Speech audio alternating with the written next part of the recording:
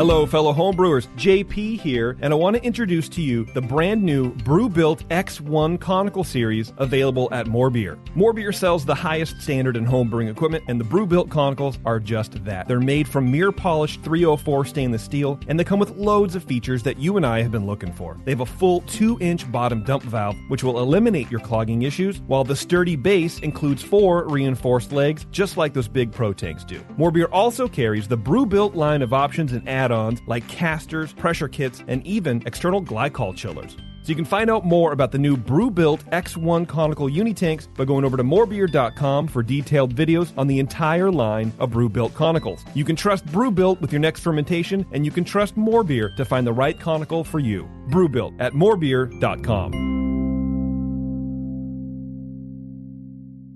The Brewing Network's Sunday session is brought to you by the badasses at More Beer. Visit them at morebeer.com. I want people to believe in me, and I want people to believe in me when they taste my beer. That's what it's about. You mean you laid underneath it and tried to Put his tongue up the bung? I like to actually scoop up the yeast and look at it. 7 o'clock came real early that next morning. Yeah, man. Thanks for dumbing that down for us. You did an awesome job. It's all about food and beer. Punch me in the junk. Man, that thing was thick. The point is just beat it like it's your dick. I like to smell it afterwards. Are you being sarcastic right now? Yeah. Bring your body armor. I ran in my junk once on a ball valve in a kettle. That's a true happy ending. Now, live from the Brewing Network studios in Northern California, this is the radio program for home brewers, craft brewers, beer lovers, and beer geeks. It's your only source for live beer radio that brings expert brewers together with, well, expert drinkers. This is the radio program with a head on it. This is The Session.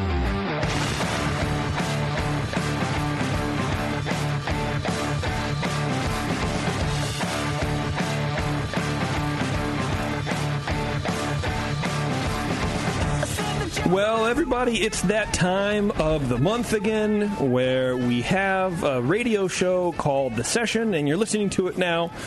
My name is Jason Petros, and I am your host today for the best show that we've possibly ever done, and I'm predicting that now because we're going to get out of here in about 10 minutes.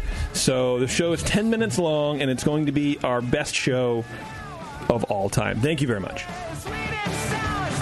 Now, we have Dave Marliave from Flat Tail Brewing Company from Corvallis, Oregon. Ahoy, hoy. And we are going to talk about distribution, franchise laws, and the death of craft beer. Some light reading. Yeah, I mean, hey, man, you know how to send over an outline that packs a punch. Yes, I do. Yep. I was hoping for a PowerPoint presentation, but I guess the Word document will do. That comes later at the hotel. Oh, okay. Hell yeah.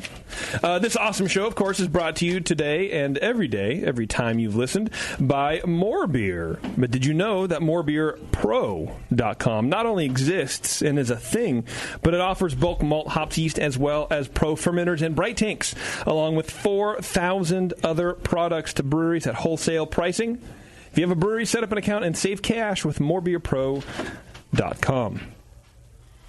All right, so this is not going to be that kind of show about where we talked about like beer law and all that kind of stuff. This is going to be more, I think, of a Dave rant show. I don't know. What are we talking about? Oh, wow.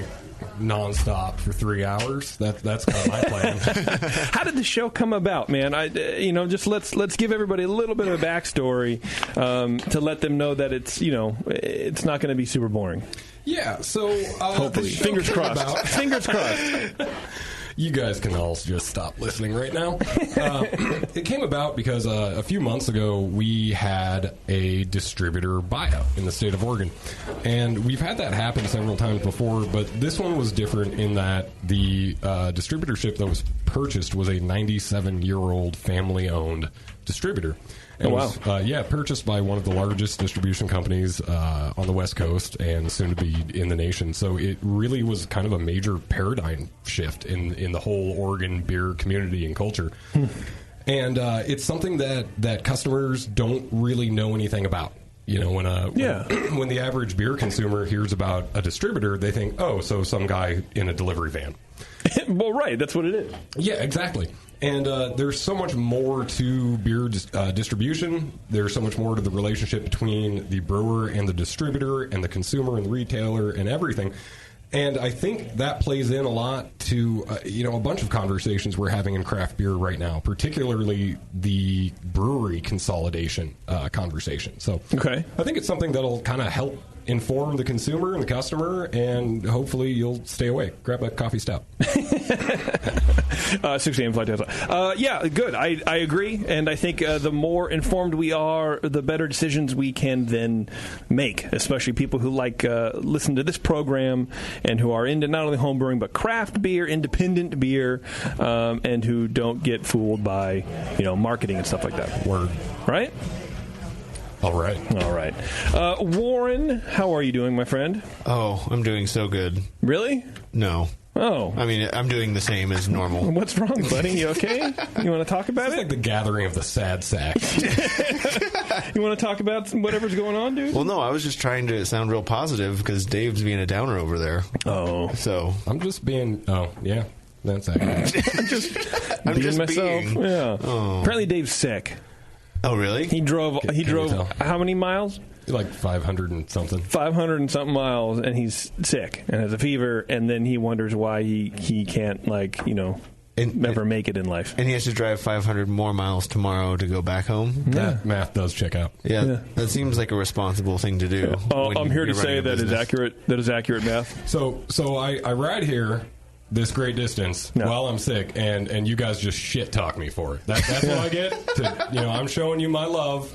I'm inviting you into my heart house, and this is the favor that you return to me. And you're bringing your germs all the way from Corvallis. Yeah, someone should grab some Febreze. Yeah, you probably should. Take your shoes off before you come into my heart house, too. Because it's, God, what is 550 miles, man.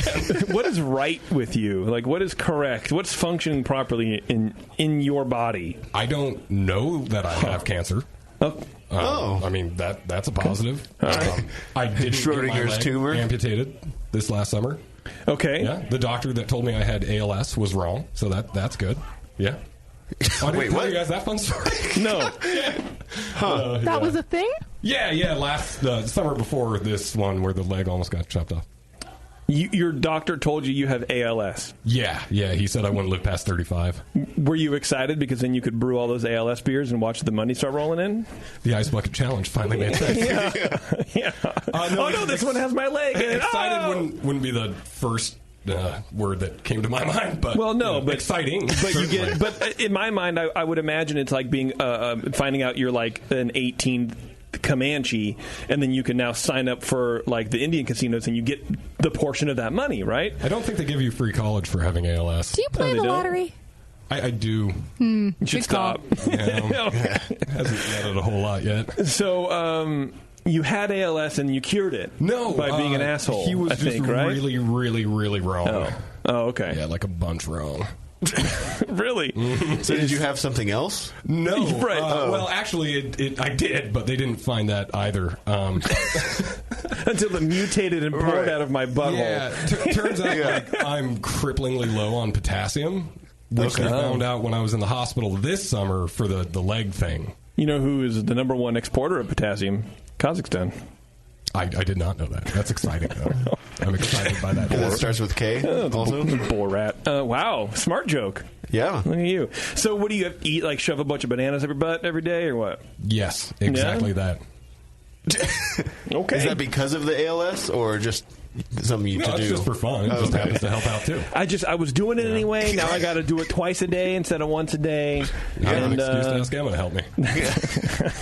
She's no, change your underwear first. I'd say I hope she's not listening to this, but I know she isn't. I hope she is. I think that'd be amazing. She can know the real you. Warren, do we have a Twitter game? Of course we do. Well, that's good, because then I can tell you about Beer Law Center, who brings you this Twitter game. Normally they bring you feedback. I'll just do that and do that. There we go. BeerLawCenter.com. John protects all the things. He helps you navigate paperwork. He does a lot of cool stuff. Check him out. BeerLawCenter.com. John actually helped me, just to interject real quick, at the beginning stages of this whole clusterfuck. Oh, yeah? John was a huge help.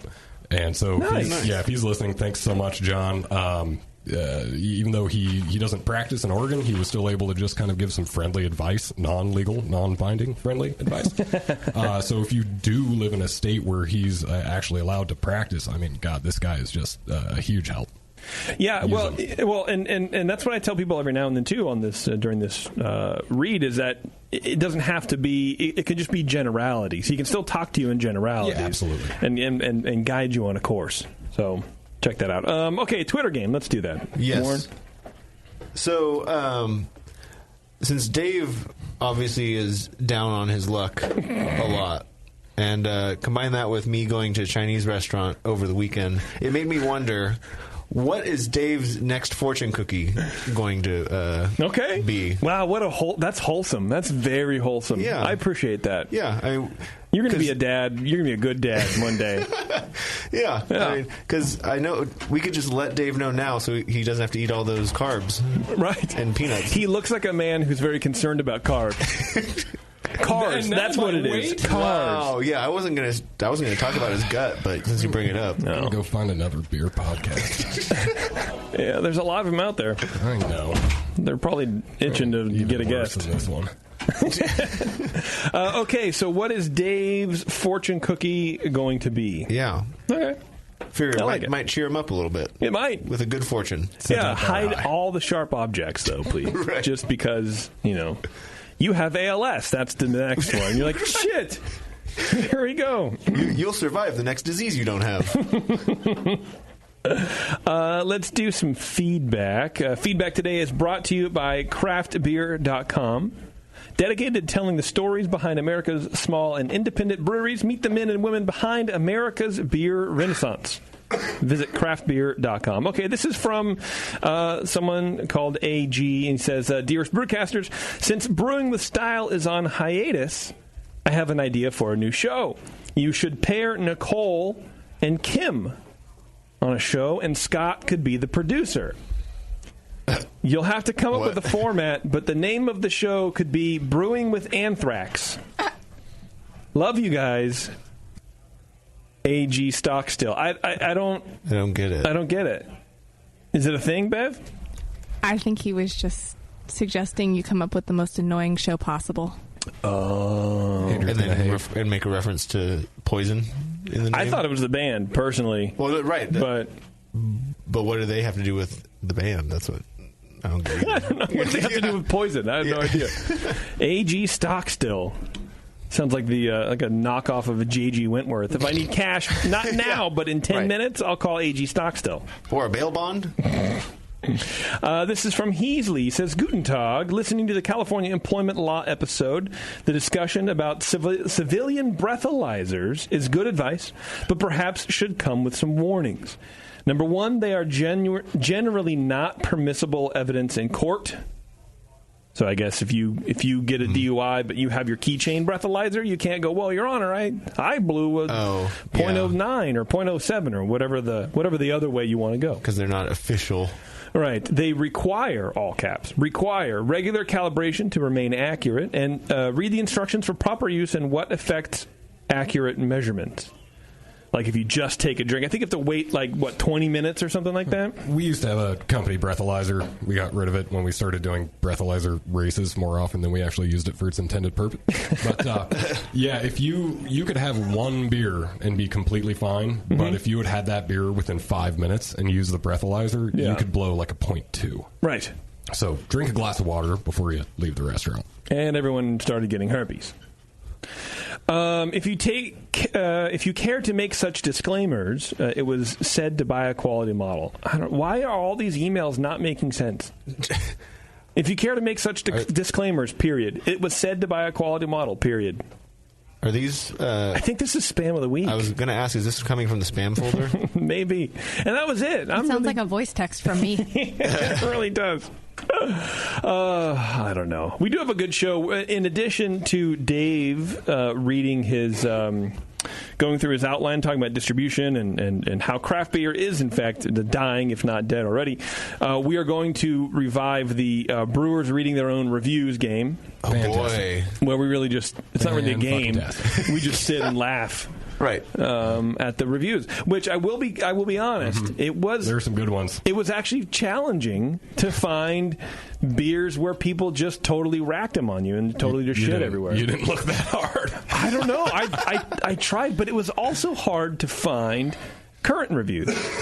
A lot of them were like 15 and like 2015, 16. Yeah, we're not the cool kids. Even on Untappd? That's the app that everyone's using nowadays. Yeah, there's tons on Untappd. My favorite is the recurring best Kolsch ever 1 star. We get I didn't see constantly. That. Oh, yeah. I didn't see anything like that. I fucking hate Kolsch. Yeah. This beer is perfect. 4 out of 5.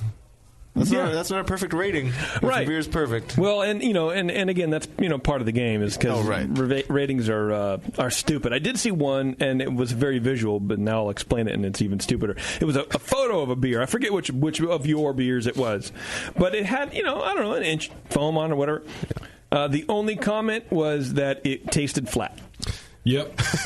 And there's a photo of the fucking beer. With and the I'm head like, on it. I'm like, huh. Yeah. Well, was that a joke at the name of the brewery? No, it was like a 2-star. Yeah. Oh. Yeah. We had a bar owner actually down here in the Bay Area call us, and he's like, your beer's flat. I'm like, okay. Like, well, does it raise a head? He's like, yeah, it's like an inch and a half.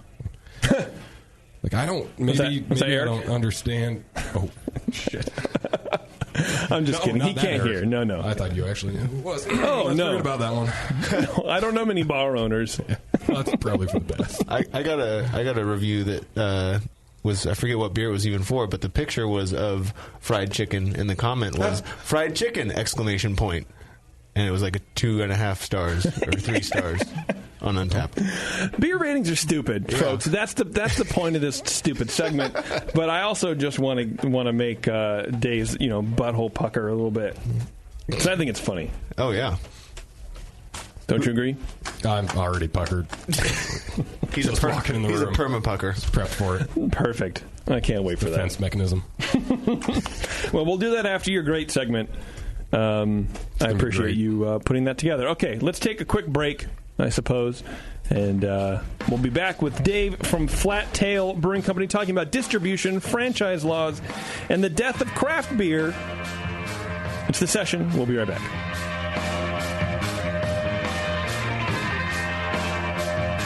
You're listening to the Brewcasters on the Brewing Network.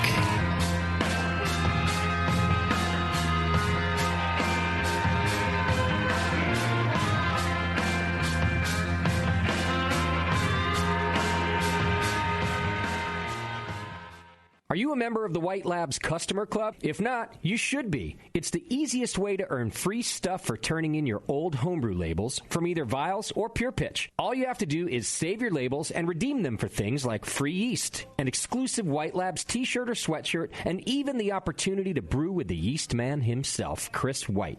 Signing up is easy. Just go to whitelabs.com/customer club, fill out the registration form, and then mail in your labels. They will return the favor by sending you awesome White Labs swag. Go sign up today at whitelabs.com/customer club. White Labs, pure yeast and fermentation since 1995. The 21st Amendment. Watch out! Do you like beer? They make beer. Watch out! Do you like friends and fun? They make friends and fun. Watch out! Do you still like to have a good time? The 21st Amendment. Watch out! The 21st Amendment in San Francisco, located at 563 2nd Street, 2 blocks from the building where baseball is seen and played. Try their beers in the pub or try them in the can, featuring Monk's Blood. Made with real monk. Watch out! So why not have the best time of your life? Go to the 21A and Sean O'Sullivan will personally greet you with a can of Monk's Blood. The 21st Amendment.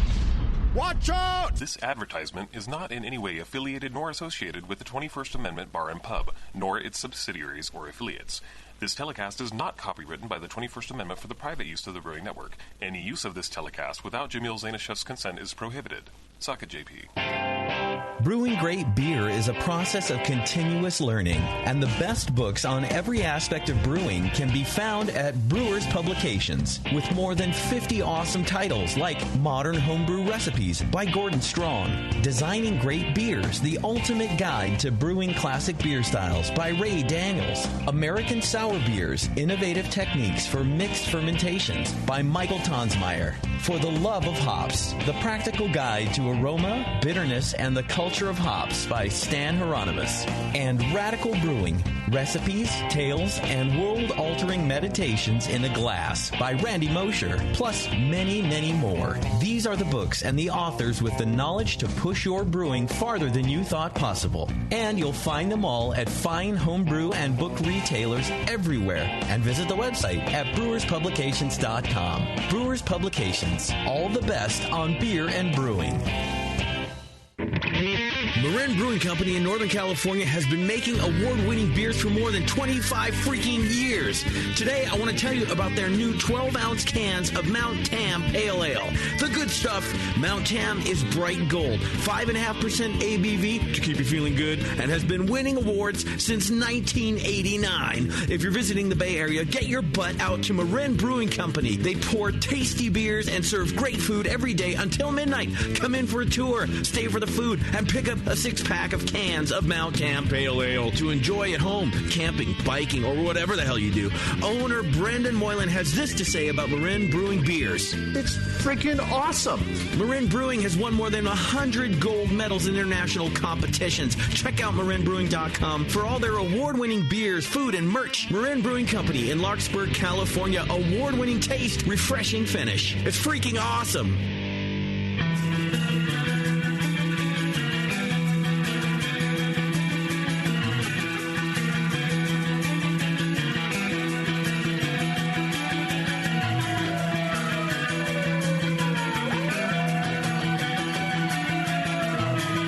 Tuned into this session because life's too short to listen to crappy radio.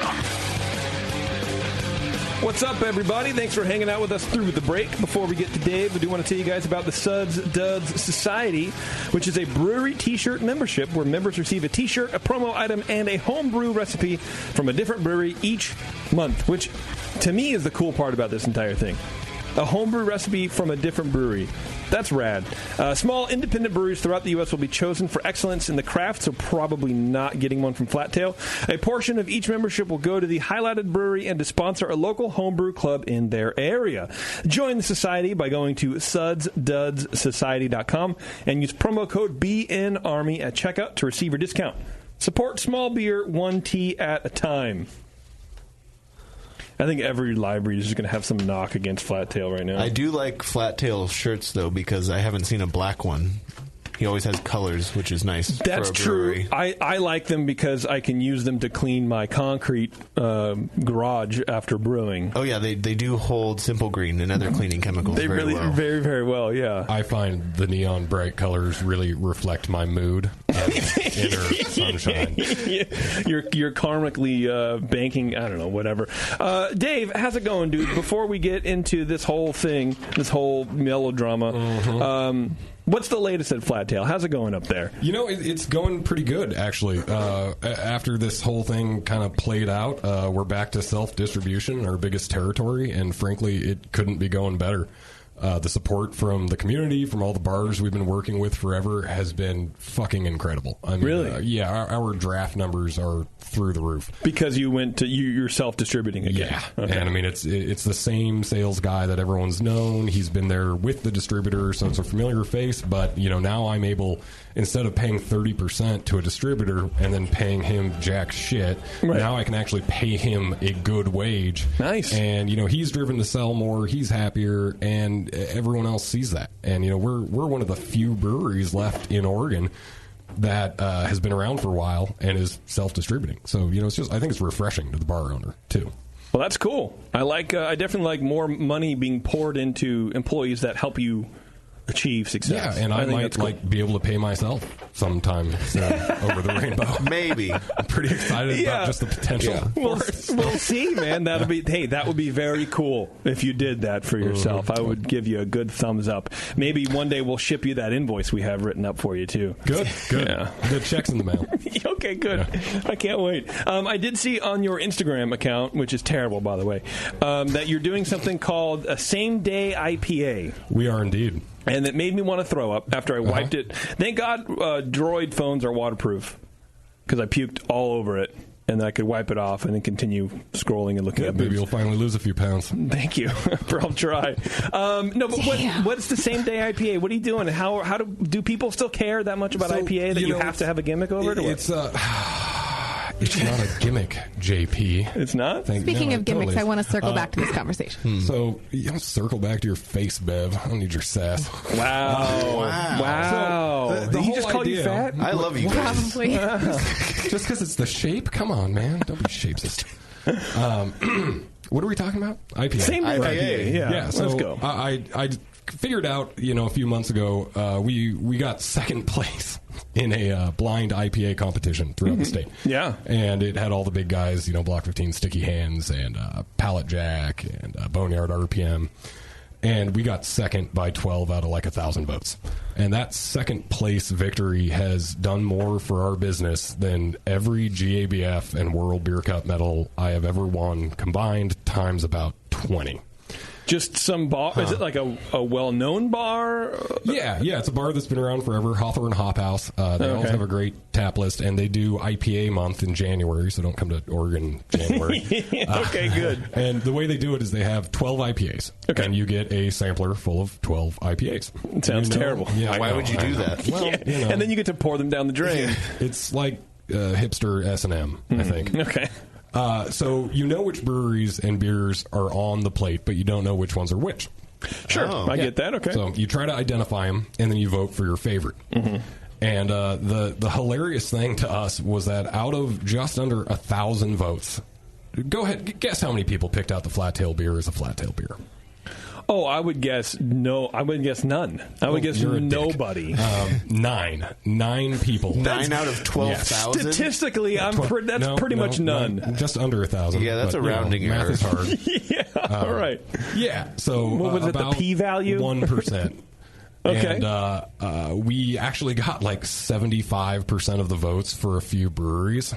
So people would, say, this is my favorite IPA from these guys, and they'd actually be voting for us 75% of the time, mistaking it as that same other brewery. So when you're voting, it's not just which one do you like best, but who do you think brewed it? Yeah, and then you got T-shirts and swag if you could, get all 12 right. Okay. So, we had literally between 100 and 150 people walk in the door in the next 3 days, specifically asking for the beer that beat so-and-so IPA. Did they walk in and look around like it was the first, wow? Yeah, pretty much. I never knew this was here. All of our Untapped and Beer Advocate ratings for Pulp Action skyrocketed instantly. Right. Even though the beer didn't change. Right. Yeah. It all of a sudden got better. Actually, fun fact, the batch that won was probably the worst batch we've ever made because they told us about the competition 12 days before the competition. Okay.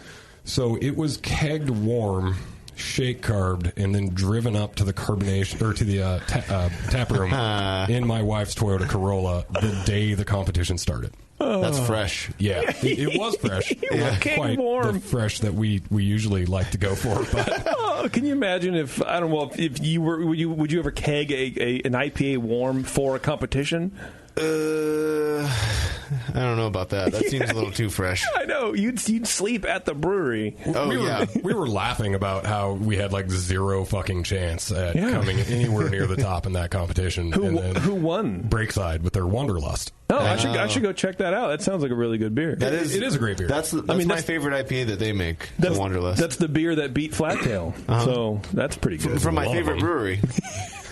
The funny thing to me Never heard was of it. I have no idea. our Pulp Action and Breakside's Wanderlust are like the least bitter, least hoppy beers on that entire list. That's what people want, homie. That's what people don't like IPAs. They're just doing it for the gimmick. Well, it's my theory. They think that that's what craft is, and if you don't like IPAs, then you're not a real indie beer drinker or whatever. Right. But they think they want rip your face off diesel and grapefruit, and actually they want something subtle and rounded and balanced. And I think that's why the NE IPA has become so popular, because that's the closest thing they can get to subtle and rounded with an IPA. They don't realize that you can make clear, adequately aged beer that has that softness and roundness and balance. Right. People are dumb. No, I'm kidding. So, same day IPA. Yeah. So, it's really confusing. I know the name, just you have no idea what it is. So, we keg the beer the same day that we deliver it. And it's an IPA. Innovative. So it's the same thing you did for that competition. Yeah, except this one is actually like cold and carbonated. Oh, okay. Yeah. So the idea is, people that aren't in Corvallis can't taste our IPAs and a lot of beers, but IPAs. Dodge honestly, a bullet on that one. I know. Yeah. You're just going to go the whole episode, isn't it? Yes. I don't have an opportunity. An opportunity to taste our delicious, magnificent hoppy beer the same day it's kegged. And I don't like sleeping, so I figured why not get up at 4 o'clock in the morning? No, sleep is good for you. Why would you do that? Yeah. If you're not getting paid, you might as well work more hours. Right. See, this guy gets how it works. Yeah. So I get up first thing in the morning, I keg the whole batch, and then I split deliveries with my sales guy, and we get the beer to the account. The deal is we're willing to do that for the account if the account is willing to tap it within 24 hours. Mm-hmm. Okay. And we were kind of expecting people to be tapping them right at the last minute, but it became this like shootout to see who could tap it faster. Really? Oh. So we had probably half of the accounts that got it. Literally, like, we rolled it into the cooler and put the tap on and they were pouring it. Jeez. So there were bars in Portland, an hour and a half north of us, tapping 3-hour-old IPA. Do you think that could have happened had you not won that IPA contest, or came in second in that IPA contest? Let's be absolutely clear about that. Yeah. Not as easily. No, I mean, see what I'm saying?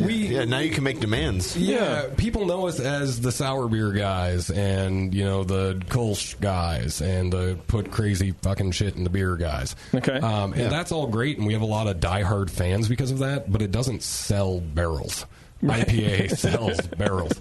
And there's always been this perception that, they're great at sour beer, so obviously they don't make IPA. Mm-hmm. I mean, the number one comment is like, holy shit, Flat Tail makes IPA? Huh. And so just not winning that competition really did open a huge door to us. So, my first move was, okay, I'm going to go back to the drawing board, literally, and just re-brew all of the IPAs that I've been brewing for 7 fucking years. And people are just drinking them 10 times as fast now. Really? Yeah, I mean, no, we're not doing anything crazy and new with the IPAs that we've released in the past few months. People just don't automatically assume they're going to suck. Which is a big help. Honestly, it's about time you had some form of some kind of success. Don't worry, I'm still buried in debt. So, oh, well. Good to hear it. Charlie Brown kicks the ball every now and then. I did have a question about a conversation you and I had. You mean where you sent me Target coupons on Instagram? Okay, that happened. My phone did that of its own accord. Mm-hmm. I don't know how that happened. I was not awake. She's sleep couponing. It's probably Sam. Honestly, I probably was messing with my phone and half asleep. Probably. Anyway, you told me that you were making a glitter beer. Did that happen? I made a glitter beer. What? Yeah, speaking of craft being dead. Yeah. So here's the thing. We made a glitter beer. Our collab is dead. When you and I'm sorry to throw you under this giant bus. Yeah, you're dead to me. This giant sparkly bus. I do love you. It is a fabulous bus to be thrown under. 2 points on the glitter beer. Just 2. And I know they won't matter, but I'm going to say them anyway. Number 1, I really want to make money. It's 2 more than you need. Okay. Yeah. Is glitter beer that big of a trend that you need to jump on? What you want me to do, hand me that check, and baby, it is done.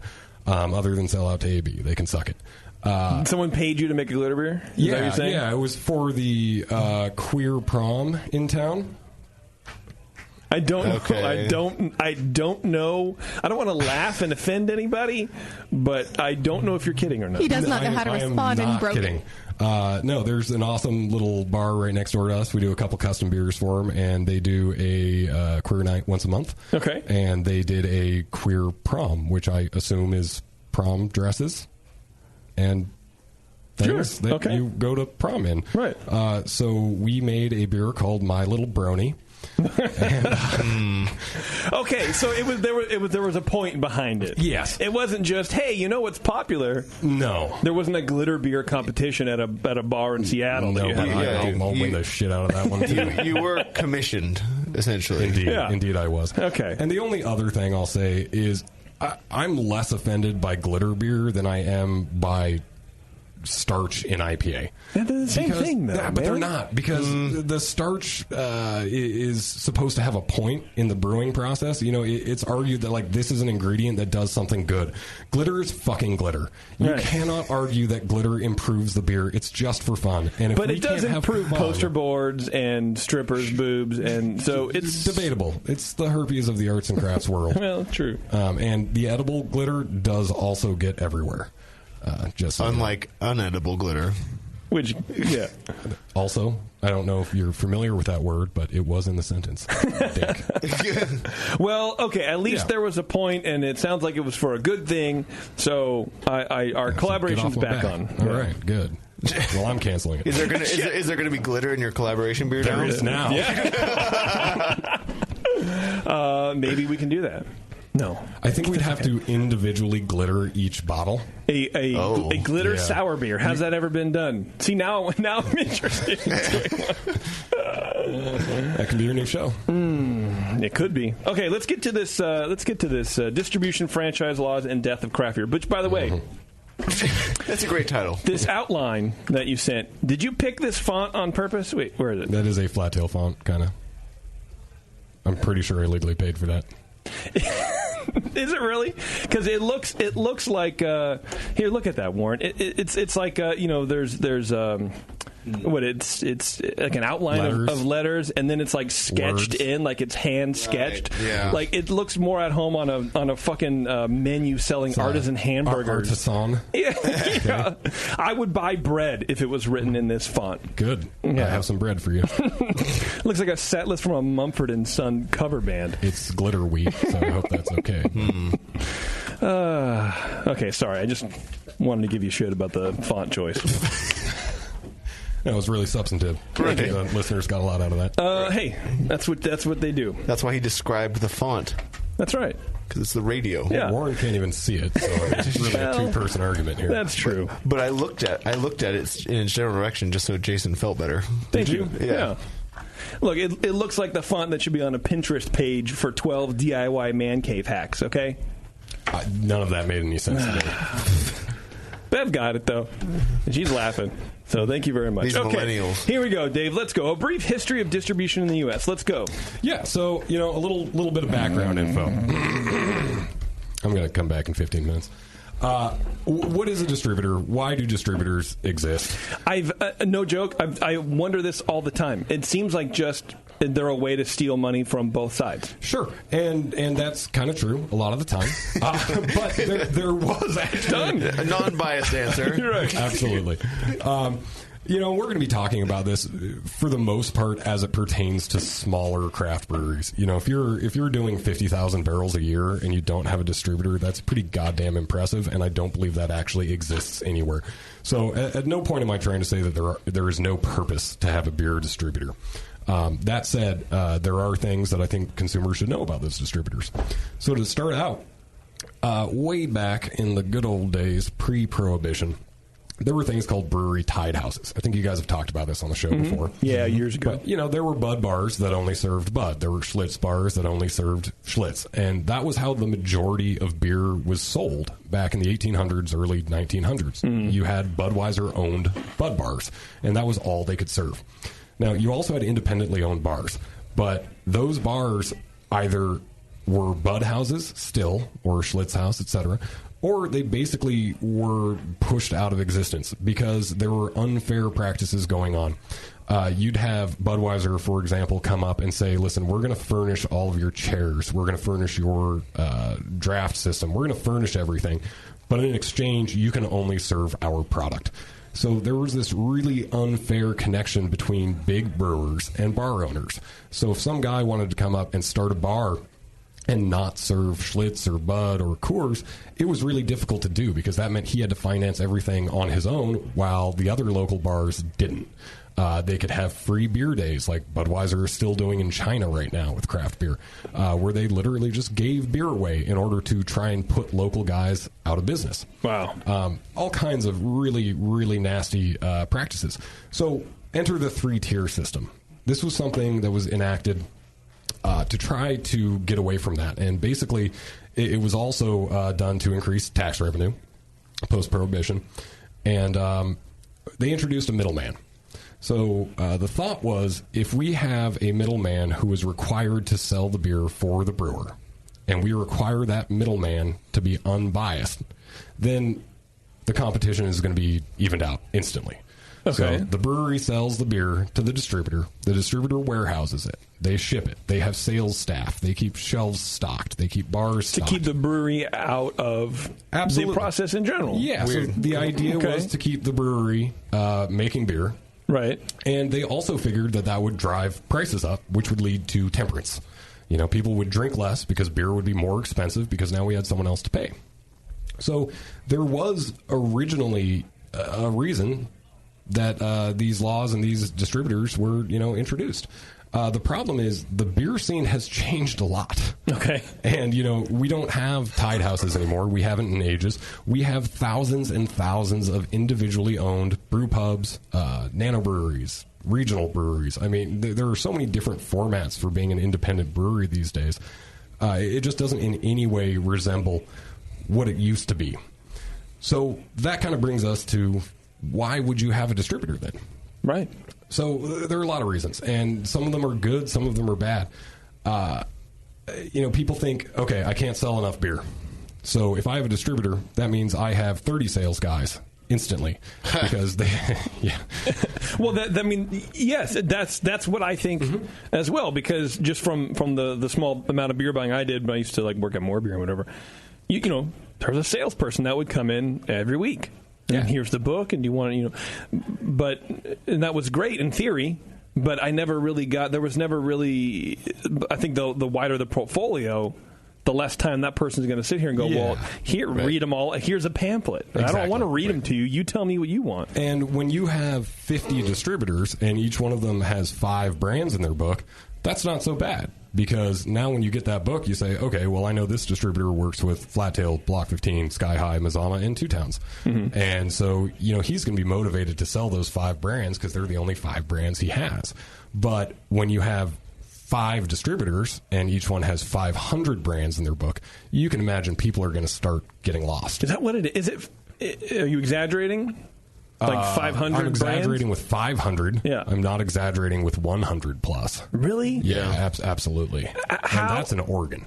Yeah. Jeez. Yeah. How, as a distributor, do you think that you can justify being a required part of the craft beer industry, right? How are you going, oh, well, I'm servicing the craft beer industry by promoting craft beer? Well, you're not. I mean, you can barely keep up with the new SKUs that are coming in. Well, they don't have to promote craft beer. They just have to promote the top 5 earners in their book. No. I mean, think about it this way. When you have Modelo, when you have Constellation brands, that means you've got Modelo, Pacifico, Ballast Point. Right. Those 3 brands will make more than every brewery in Corvallis and Eugene combined will in a year in a week. I mean, you sell so much more of those products that the smaller craft breweries just end up kind of being an afterthought. It's something so that when a bar says, oh, hey, do you have that little guy? They can say, yeah, I'm pretty sure it's towards the end there. It's somewhere in here. So you as the brewery, even though you have a distributor, you still have to do advertising, get the word out, and do the marketing that I would imagine a distributor would be doing. You would imagine incorrectly. And it used to be a little bit different. And that was one of the reasons why we originally signed with our former distributor, GDI, because they were a family-owned company, and they hand-sold product. We worked hard to build a relationship with them so that they would in turn build relationships with accounts. Now, I still had a full-time sales guy in the market, dropping by accounts, making sure everyone was happy, making sure beer got there on time, telling people about new products, etc. But GDI did a lot of hand selling in the early days, absolutely. And that was the difference for us between the small guys and the big guys. The problem is there aren't any small guys left that are in that kind of middle size. You know, we have a couple sort of, I guess you could call them kind of nano distributors. You know, they don't work with grocery accounts. They generally don't work with chain stores, or at least large chain stores. But, you know, they're still a distributor, but much smaller warehousing, much smaller reach, much smaller sales staff. Like bars and liquor stores and stuff like that? Bottle shops. Okay. Yep. So, you know, breweries, I don't want to say get suckered into signing with a distributor, but they get suckered into signing with a distributor because it sounds so attractive, this low upfront cost, instantly reaching new markets, increasing gross sales. You know, they don't have cash on hand for fleet vehicles or hiring new staff, so they say, I'm just going to sign with this distributor, and then I don't have to worry about managing a sales staff, and everything's going to be great. Just brew 4 IPAs and you should be able to make that money, right? Isn't that how the market works? Yeah, exactly. Okay. And, you know, now I have access to all these chain stores and Safeways and everything. And that used to be a lot more common 5 or 10 years ago, prior to there being a million fucking breweries in Portland and the rest of the world. Are you exaggerating? Is it 1 million now? No, it's 2 million. Oh, okay. 2.7. Very conservative. Repeating. Million. And this is where we get into the really kind of scary, meaty part of this issue, which is franchise laws. Franchise laws are the laws that govern the way breweries interact with distributors. They're different in different states. California's and Oregon's are very, very similar. And, you know, they have a lot of clauses, a lot of things that just don't make any sense, and they're very predatory towards breweries. And I think the best way to describe that is kind of to tell our story with distribution and how we first learned, you know, that these laws even existed. Right. Sounds like we need Chris Hansen to help you out. He'd be a better host than you. No joke. No, I've already met him a couple times. We don't need to go back there. So we were this tiny brewery, and at that point, you know, I actually didn't own any percentage of the business. I was just the guy making beer. Yeah, the good old days. You have no idea, man. MAGA, no idea. Right? Am I right? Make breweries great again. Yeah. Mubga. And, you know, the owner comes up and he says, hey, we're going to sign with a distributor. They're going to pick up the beer. All you have to do is brew. Our jobs just got a lot easier. And I'm thinking, great. So it wasn't great. And we didn't sell a bunch of beer. We actually sold less beer. And our percentages shifted way more towards package, much further away from draft. And it just became hard to manage. So we said one day, hey, listen, guys, this isn't working out. We're going to go back to self-distribution. And our distributor at the time said, cool, that'll be $75,000. So far, I don't see the problem. Yeah, right. That sounds like a screaming deal. Right. That's what I said. At that point, I believe the brewery was grossing like $150,000 a year. Okay, grossing. So, you know, we're like, what the fuck do you mean you want $75,000? I want $75,000 too. Right. Are we just shouting things that sound awesome? Yes. So at that point, he says, why don't you go ask your lawyer about franchise laws? Why don't you go ask your lawyer? Yep. Okay. Which is always a really friendly way to start a conversation. Especially to end one. And it always ends well. Yeah. All right. Everyone's smiling at the end. Yeah. Right. So we did that, and our lawyer basically says, so apparently there are these things called beer franchise laws. And the distributor doesn't have to tell you they exist, but they do. And they govern everything you do once you sign with a distributor. Starting with, as soon as a distributor in Oregon or California drops a single unit of your product off at any account anywhere, they own your brand rights in that county. So if someone drops a case of Flat Tail beer off in Portland, and we told them that they could distribute our beer, they now own the rights to my brand in the entire Multnomah County. Okay. And what that means is if I want to get it back, I have to pay them. So even if their market isn't necessarily the entire county, Like, let's say it's just Portland. Maybe they just do Portland and whatever. They sell one case in Portland. They own me in Tigard, Beaverton, Gresham, Oregon City, everywhere. Even if they have no plans of distributing in Gresham. Correct. Wow. That's great for them. Uh-huh. Yeah, so it gets better. It's like built in. It's like buying pants 3 sizes too big, because you're going to grow into it. If we decide to expand the distribution network, well, hey, we have all these brands we can immediately sell, and nobody else can sell them. Yeah. Hey, Dave, I've got a few places that I could sell some cases of your beer here in California. That might be hard. Awkward silence. So the next thing was, okay, so where are you getting the $75,000 number from? Because that's just fucking ridiculous. And it is. So the way they decide... The way they decide how much you owe the distributor is that they take first your trailing 12.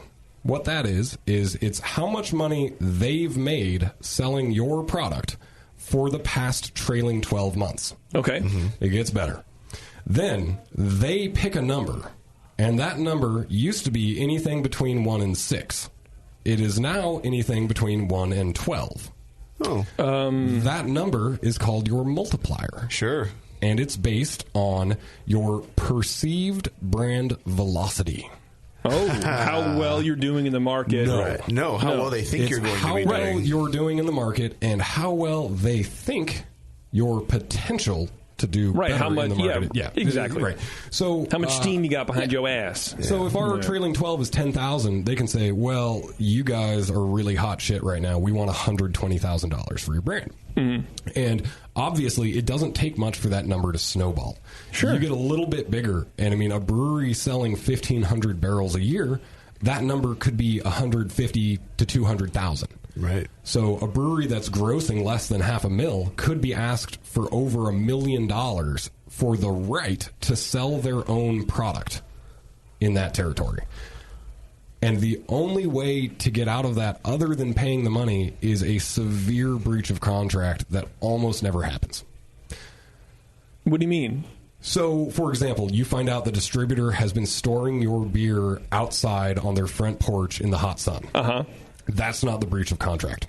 Really? No. You have to tell them, hey, you can't store my beer outside in the hot sun. It's in my contract. Then they have 30 days to stop storing your beer outside in the hot sun. And if they do that, they are no longer in breach of contract. Okay, well, to me that makes some small smattering of sense.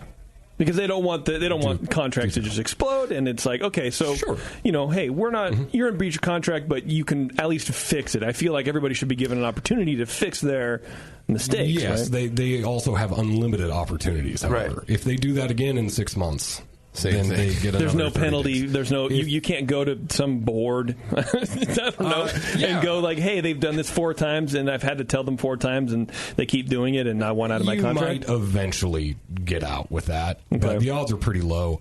Even written contracts are 100% superseded by Oregon franchise law. So if you have a signed statement saying, you don't get the 30 days. If you fuck up, we get to cancel this contract instantly. Doesn't matter. I think it's the same with California, right? Written contracts, you can't supersede state law. Law trumps. Yeah, the problem is the interpretation of the law is so bizarre that it always sides with the distributor. A great example is a local distributor, the name of which I will not mention, and Warren Billups Distributing. Local brewery had a signed contract saying that if said brewery left said distributor, they would pay them a flat, I think it was $2.5 million. The brewery would. Yes. Okay. So the brewery decides to leave. They write these guys a check for $2.5 million. They say, no, we want $5 million. So the brewery takes them to court and says, we have a contract signed by both owners of both companies.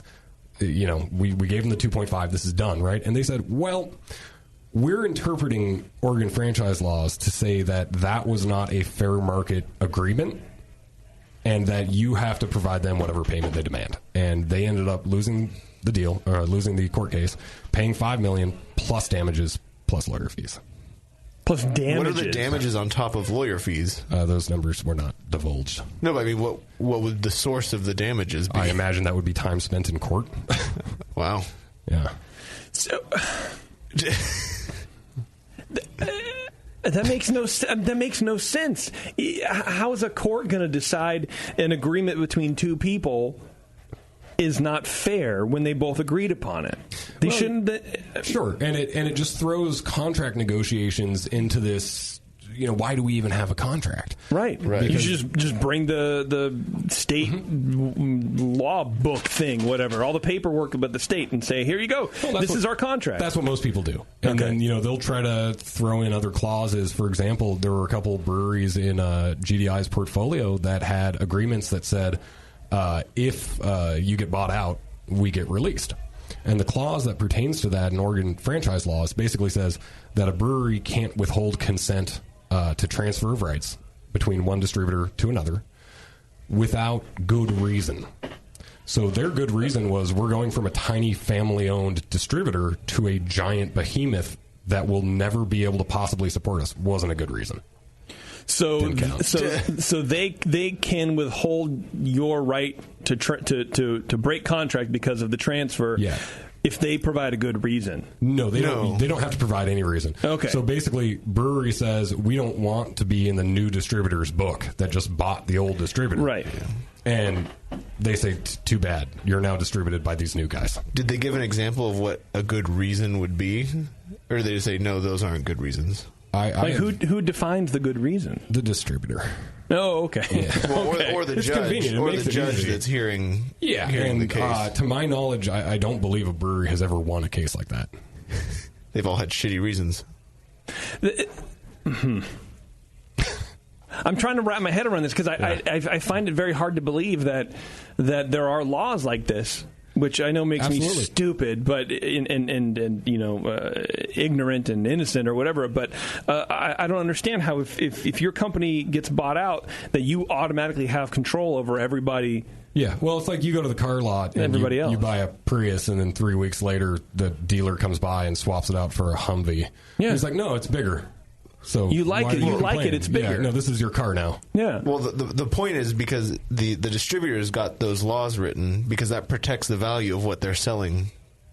So the smaller distributor that's selling to the larger one, it overinflates the value of what they're selling. Massively. Well, no, but the smaller distributor, the value they contribute is their portfolio. If they sell to a larger distributor and all of their breweries leave, the larger distributor just paid a lot of money for nothing. Yeah, and so there has to be some security there for that acquisition. Otherwise, there's no reason for the small distributor to actually be worth anything. Well, but you would think that the proof of, I don't know, concept or value or whatever would be in the service that they can provide over the smaller distributor. Or the smaller distributor's gone. There's not a whole lot of options, so of course you're going to come with me because, look, we're friendly. We have a bunch of yachts and cocaine and strippers, and you want to... I was offered no cocaine. You got screwed. I was offered a ton. Did you offer that as a good reason to back out? I will now. Listen, Judge, I was not offered any strippers or cocaine. Breweries should be allowed in that instance to go wherever they want based on the strength of the opportunities that the distributor provides. Well, I 100% agree that the distributor should be entitled to something monetary, some brand value. The problem is when fair market value is a number that no brewery can ever afford to pay unless they're doing more than 100,000 barrels, and even then it's almost impossible. Mm-hmm. That's not fair market value anymore. Right. It has to be something that is actually a reasonable amount of money that the brewery could, in a reasonable situation, come up with. Well, and I feel like the distributor shouldn't be allowed to set fair market value. Yes. Generally speaking, right? Legally, fair market is a value set by both parties.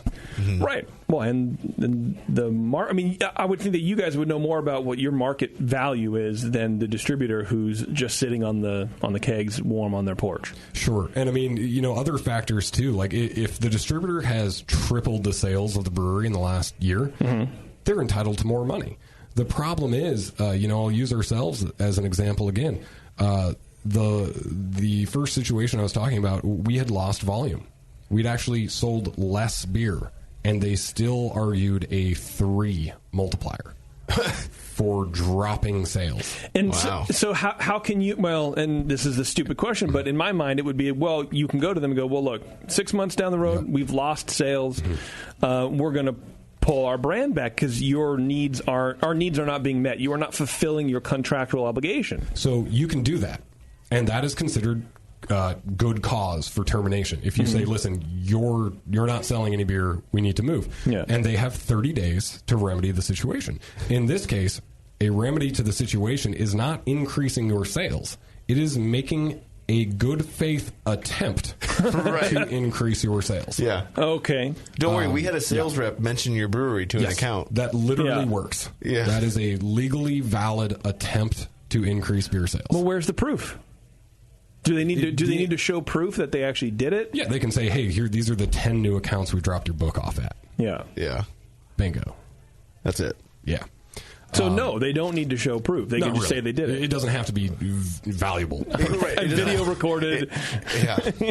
Yeah. Here's today's newspaper, along with Flat Tail's Tailgater Kolsch. Anyway. Good faith effort, man. Good punk rock band name. Okay, so we got that far. So you have a brewery, your distributor gets sold to a giant one, and now you are in a book with 500 other local breweries. Yeah, so there were 87 brands in GDI's book, and out of those, I believe the number that didn't immediately just sign over to the new distributor was 4. Part of this... Out of how many? Sorry. 87. Okay. And they actually got to leave, or they just attempted, they tried to leave? They gave permission to transfer their rights to the new distributor. Only 4 said, okay, Only 4 said no. Everybody else said, yes, let's go over to the new distributor. Okay. And part of this was because the tactics used to get a clean transition were basically GDI just saying, you have to do this. This is your only choice. Here's the paper, sign it. And this was another situation where it was our interpretation of franchise laws that we had good reason to say, no, we don't want to go to this new, bigger distributor. And so we sent them a letter saying, hey, you're in breach of our contract. This situation cannot be remedied because you are no longer going to exist. So we're going to return to self-distribution. And then we got a big, nasty letter in the mail that made it very clear that that was not going to happen. And then we're in this situation where, guess what? They're not going to be selling a ton of beer because they're not going to exist in another 2 months. Right.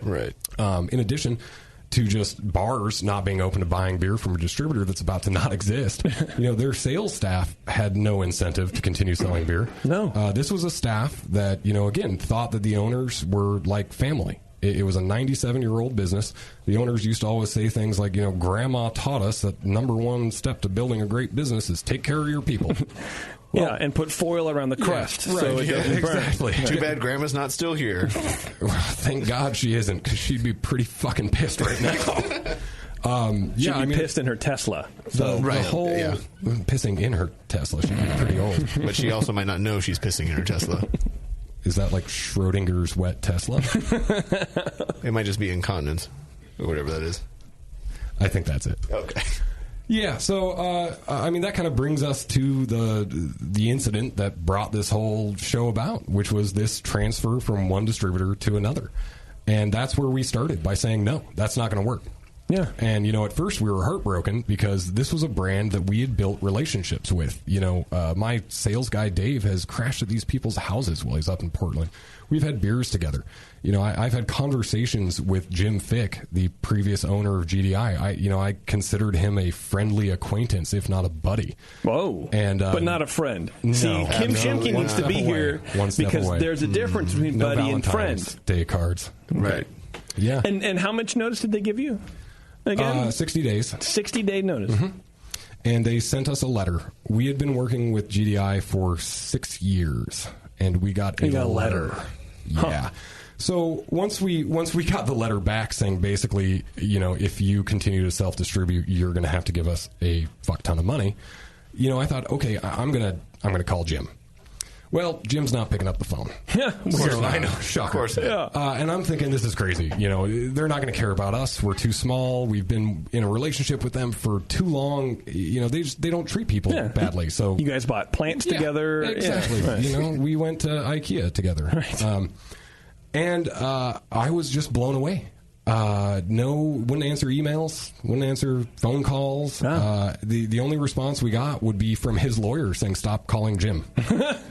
And what a betrayal! I mean, absolutely. That's, wow. Yeah, we had been building these relationships together, and I really thought that the relationship that we had with this distributor was one that was not like a distributor brewery relationship. It was friends working together to make a mutually profitable, partnership. Mm-hmm. And we just got told to fuck off. It was bizarre, and we weren't the only ones. This is how they treated every brewery. I remember talking to the CFO on the phone, like, listen, man, we don't have any money. It's like, well, guess you better sign with the new guys. Like, that's going to destroy our brand. Like, well, guess you better come up with the money. I mean, zero flexibility, zero offer to come to something that might not put us out of business. Nothing you can do. Yes, exactly. Yeah. And they treated their employees the same way. And that was even more shocking. They had sold off. This one just boggles my mind. And this is why it's so important to support independent businesses and independent distributors. It has nothing to do with the fucking beer. It has everything to do with the people you want to give your money to. Mm-hmm. A couple months before this sale happened, they sold off every fleet vehicle they had for the sales staff. And they incentivized their sales staff to buy their own brand new cars. And the deal was they would basically take care of most or all of your payment if you bought a brand new warranted car. Okay. They sold their business 4 months later. Right.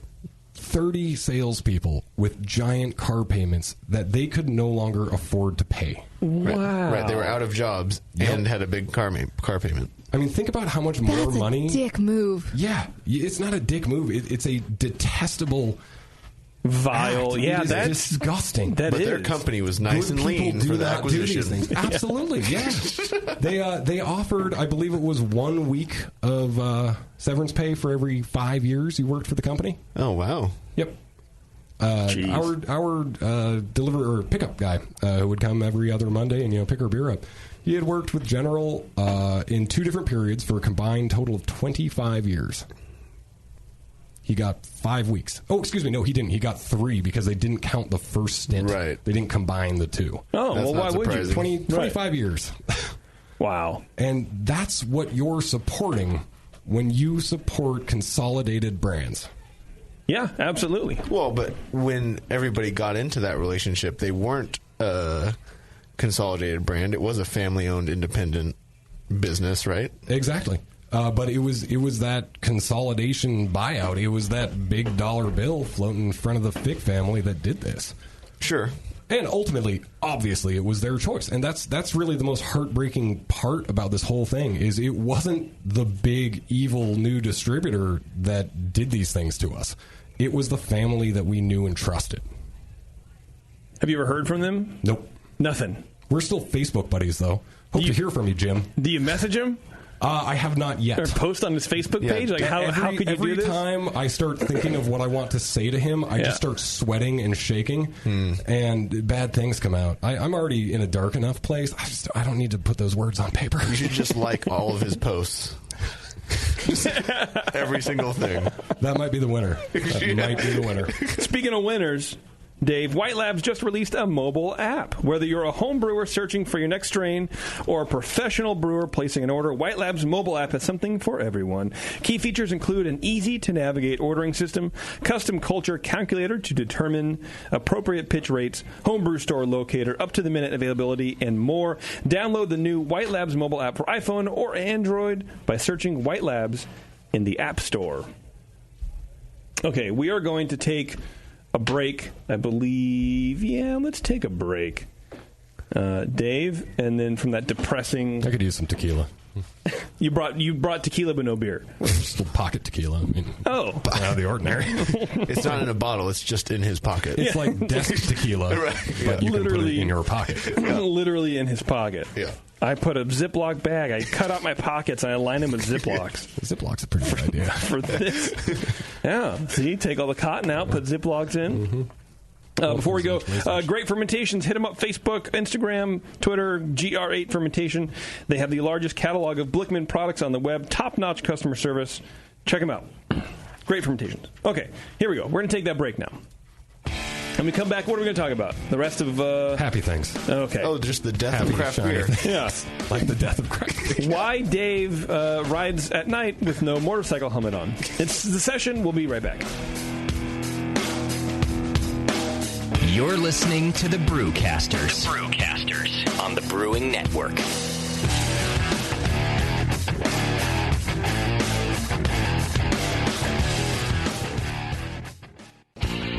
Your support of the Brewing Network means everything to us. We couldn't produce shows without you. And we love giving you something extra for that support. Like Brew Your Own magazine. You already know it's a great brewing magazine full of recipes, equipment how-tos, discussions of beer styles, and brewing techniques. Whether you're new to brewing and just starting out or you're an old pro, you'll always learn something from the articles in Brew Your Own. Plus, they're amazing special issues like plans for building a Brutus 10 system, 250 classic clone recipes, and a Homebrewer's Answer Book. Brew Your Own magazine and BYO.com are awesome resources for any brewer, whether for yourself or as a gift. When you subscribe or resubscribe from the Brewing Network homepage, you directly support programs like this. Get a great magazine and support the Brewing Network. Subscribe to Brew Your Own right from thebrewingnetwork.com. Do you know the 3 most important rules in brewing? Sanitation, sanitation, and sanitation. And no one does it better than 5-Star Chemicals. 5-Star knows sanitation. You can only sanitize clean equipment. And 5-Star knows how to clean, too. For craft brewers and home brewers, 5-Star has what you need to keep your fermenters, serving tanks, kegs, and draft lines sparkling and free of any beer-spoiling bacteria. PBW, caustic, acid cleaners, Star San, SaniClean, lubricants and defoamers, pH stabilizers, and more. 5-Star Chemicals has cleaning supplies, safety supplies, heat exchangers, pumps, hoses, and valves. And 5-Star is proud to offer eco-friendly products that exceed customer expectations. If you have a cleaning problem, you need the 5-Star solution. Visit 5starchemicals.com or call 800-782-7019. 800-782-7019 and get the 5-Star treatment today. Are you looking for a simple brewing system that's great for all grain brewing, but everything on the market seems to be full of compromises? Blickman Engineering has the answer. The Blickman Brew Easy All Grain Brewing System. The Brew Easy is a complete system with easy upgrades and a beautiful compact design, perfect for any size brewing location. At its core, the Brew Easy is built on 2 gorgeous Blickman Boilermaker brew kettles, a high-temperature March pump, and either a top-tier gas burner or the new Boil Coil electric heater. The Brew Easy adapter lid allows the pots to stack on top of each other, forming an efficient, strong, and compact brewing setup that comes in 5, 10, and 20-gallon batch sizes. Upgrade your Brew Easy system with full automated control by adding a Blickman Tower of Power temp controller, and make moving around easy with the Blickman Kettle Cart. The Brew Easy is modular. If you already own a Boilermaker kettle, you can build your Brew Easy by purchasing just the modules you need. The new Brew Easy all-grain brewing system. See it today at BlickmanEngineering.com and brew with Blickman quality on your new Brew Easy.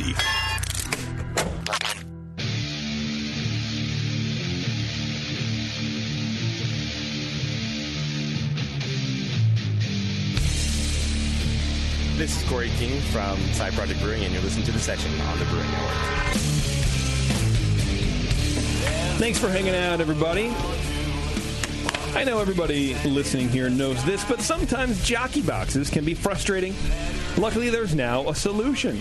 Pancho's Keg Cooler, an elegant option for serving cold beer at social gatherings. Imagine a water cooler tall enough and with enough room inside to fit a 5-gallon corny keg, including a small 2.5-pound CO2 tank and a regulator. Add a beer faucet and you have a kegerator on the move. You have Pancho's Keg Cooler. Now available at ponchosbrewinglab.com. Get $20 off your Pancho's Keg Cooler purchase by using code BNET, B-N-E-T. For additional information and for answers to frequently asked questions, visit ponchosbrewinglab.com. All right, Dave, where were we? Oh, just, happy rainbows, shiny unicorns, beer, all that stuff. So you were talking about you did not want to sign with the new distributor, and your lawyer told you to basically eat shit and die. Pretty much. Got it. And he's on your side. A new lawyer. Yeah, right. And he's an advocate for you, young man. You paid him to tell you that you're boned. Let me tell you, the conversations we had with this guy were some of the most hilariously depressing moments of my entire life. It would start with okay, so there's no possible way that they can reasonably interpret it this way. Yeah, that's correct. But they do. And that was pretty much every conversation we had. And unfortunately, I can't really tell you how it ended other than to tell everyone that in the end, GDI just kept trying to fuck us. What do you mean you can't tell us how? I can tell you that we can now self-distribute. Are you contractually bound? Is that why? You can't... I can tell you that we can self-distribute now. Okay. All right. Yeah. But the deal that maybe happened did not happen with GDI or the Fick family. They waited us out to the very last minute. So we, in essence, sold virtually no beer for 2 months straight. We lost $50,000 in revenue. Wow. Coming out of one of the roughest winters the Oregon beer industry has ever seen. Wow. At a time when many, many small brewers were already suffering, ourselves included. Yeah, we just, I had to lay off a brewer. I am running the brewery entirely by myself again as far as production goes. I have a part-time warehouse guy. Yeah, I know. Quality going down. As if it could. Wham. But anyway. Nothing like digging your own hole and jumping right in. Right, yeah. I was just trying to do it. We're just here to watch. Got to it. The good news at the end of all of this, as I said, is that we are now allowed to self-distribute again. And it has been incredible. Yeah. When we originally got into the whole distribution game, it was for bad reasons. And it was for some of those reasons that I described. Ownership didn't want to deal with selling beer or didn't know how to manage a sales team.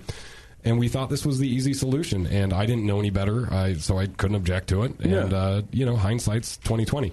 But now that we're back to self-distribution, the thing I really want to get across to people thinking about starting breweries or people thinking about signing with distributors, you have to be selling a lot of beer to warrant signing with a distributor. So if you're like 1 month old and you're making, I don't know, you've made a couple turns on your brew house and a distributor approaches you, that's not a good fit. I think it is reasonable to say, particularly in concise markets like Oregon, that if you're making less than 5,000, if you're selling less than 5,000 barrels of beer a year, you probably are better off not being with a distributor, especially in your home market. Put that money into community members who want to sell beer. Put that money into owning your own vehicles outright. And the other thing that people often don't know, because once again, distributors are not required to tell you this, you are also entitled to money for your brand rights.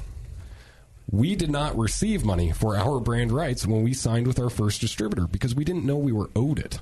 But if you're selling 5,000 barrels on year 5, 4,000 on year 4, 2,000 on year 2, whatever, you could be entitled to a $500,000 payment for those brand rights. Really? Yes. When you sign a distributorship, yeah. So the same trailing 12 and multiplier applies to a brewery signing with a distributor if they own their own rights. Yeah. So the first distributor basically kept money from you. They were like, "Fuck yeah, we'll distribute your product." Well, right. Cha-ching. And then didn't. So how much? Well, Dave didn't ask for them to buy the rights, right? And that was again that was our fault to an extent. Sure, but I'm saying, like, how much do you think you were owed at that point? How much would you have gotten? Considering they got 75 for not doing much of anything, I mean, 75 is a pretty good number. But that was after 6 years or something, right? No. This was after 1 year in business. Oh, okay. Yeah, we made the biggest mistake we have ever made that I am currently talking about right now. Yes. Was signing with a distributor when we didn't know anything about distribution and when we really hadn't explored self-distribution. It sounds hard because the first step is hiring someone that's going to have a salary. The first step is buying a van for that guy. That's a lot of money for a small brewery. For sure. Yeah. But you see my point, right? Like the distributor that you built a relationship with and you were buddy with and all that kind of stuff withheld money. No. The second one gave the money to the first one to buy us. Right. Oh, okay. We're just a commodity. Once you sign with the original distributor, your rights are now a commodity that can be sold. Right. Okay. I'm sorry. That's what I was trying to clarify. The first distributor didn't withhold any money from you, but you were. How does that work? If you are entitled to money based on your rights. So whoever you have to ask owns for the it. rights, whoever owns the rights is entitled to money. But if you don't request it, if you don't receive that money, then it's not owed to you the next year. Right. They now own those rights, so they are now owed money. You can't store it. It doesn't roll over. Okay. Yeah. It's like if you were selling a car and I had the chance and I was going to buy it from you, I could just be like, hey, you want to give me that car? And you could be like, okay, sure. Or if you knew you could charge me for it because it had a monetary value, then you could ask me for it. But once you gave me the car and I had the keys, it's mine now. But I guess what I don't understand is if you didn't own your rights because you had a distributor. No, it's only selling to the first distributor. That's when the brewery can get Who's money. on first? Right. Right. Well, yeah. no, but this is what I'm trying to clarify. If you didn't ask for the money from the first distributor. So we lost our rights. Right. So the people who you were friends with didn't tell you, hey, we actually need to pay you for your rights. Is that Sure. I guess it's the people that we were friends with that was confusing me because the very first distributor we signed with, it was basically the first guys we talked to on the phone. Right. Okay. Not the distributor that they just... Yes, not the one that we just left. Correct. Yeah. I was just painting a more bleak picture of the people that you thought were friends. And, part of that... just like now. Yeah. Part of that, too, obviously, is our fault and was the fault of many small brewers, back 5-10 years ago because it was home brewers getting into this business because we were passionate about beer. And we may have been good at making beer, but I think we assume that everybody's going to be just as friendly as brewers are to each other, and it's not about money, and everybody's just stoked on the business. And that's not how it is. And the first mistake was, assuming that and not talking to a lawyer at literally every step. Talk to John at every step. If you're thinking about taking a shit, talk to John first. Just show him. Maybe get some fiber advice. So you're saying business is about money and not about beer. Well, I think it took me 8 years to figure that one out. The distribution side of things is way more cutthroat than the beer side of things. Absolutely. Massively.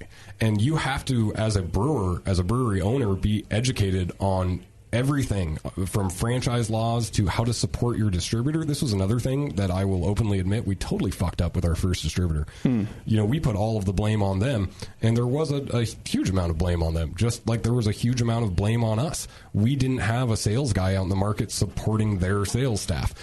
We didn't have the staffing to be checking up on their inventory on a weekly basis. These are things that you have to do. You can't just read the inventory report and go, cool, looks good. You need to be in that distributor's warehouse checking on your product because shit gets lost. It gets misplaced, and you can't count on them to say, hey, this keg is 6 months old. We accidentally lost it in the back.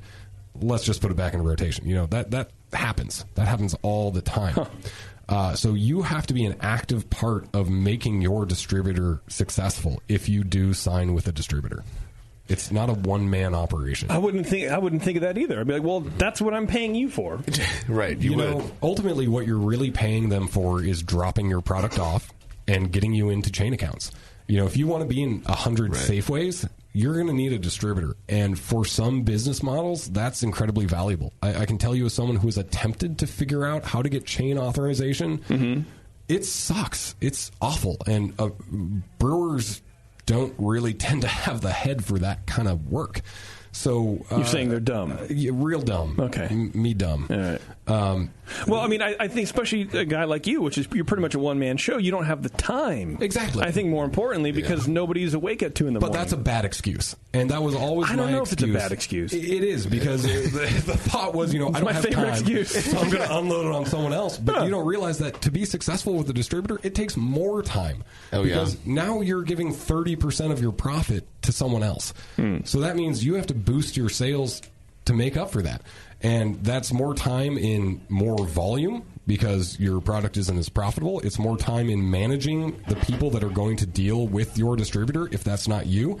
And if it's you, that's checking inventories on a daily, doing physical inventories weekly. That's making sure every salesperson that works for that distributor has an accurate and timely description of your product. New item forms, go-to-market strategies, yearly what worked, what didn't work.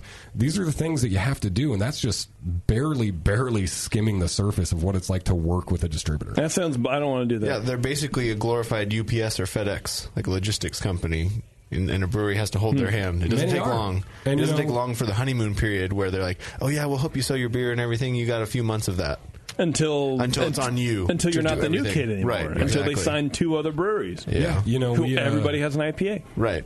Everybody does have an IPA. That is sure. Yeah, when we started canning, we were doing 1,500 cases a month. Chevron was one of our best accounts. Wow. And the gas station? Yes, that one. Not the strip club. But they were our second best account. And we were just blown away. And, of course, my former naive self, I'm thinking, oh, my God, this is so amazing that in the day and age we live in, I can sell 1,000 cases of dry hopped session saison in fucking gas stations and plaid pantries. I mean, it was so incredible. Yeah.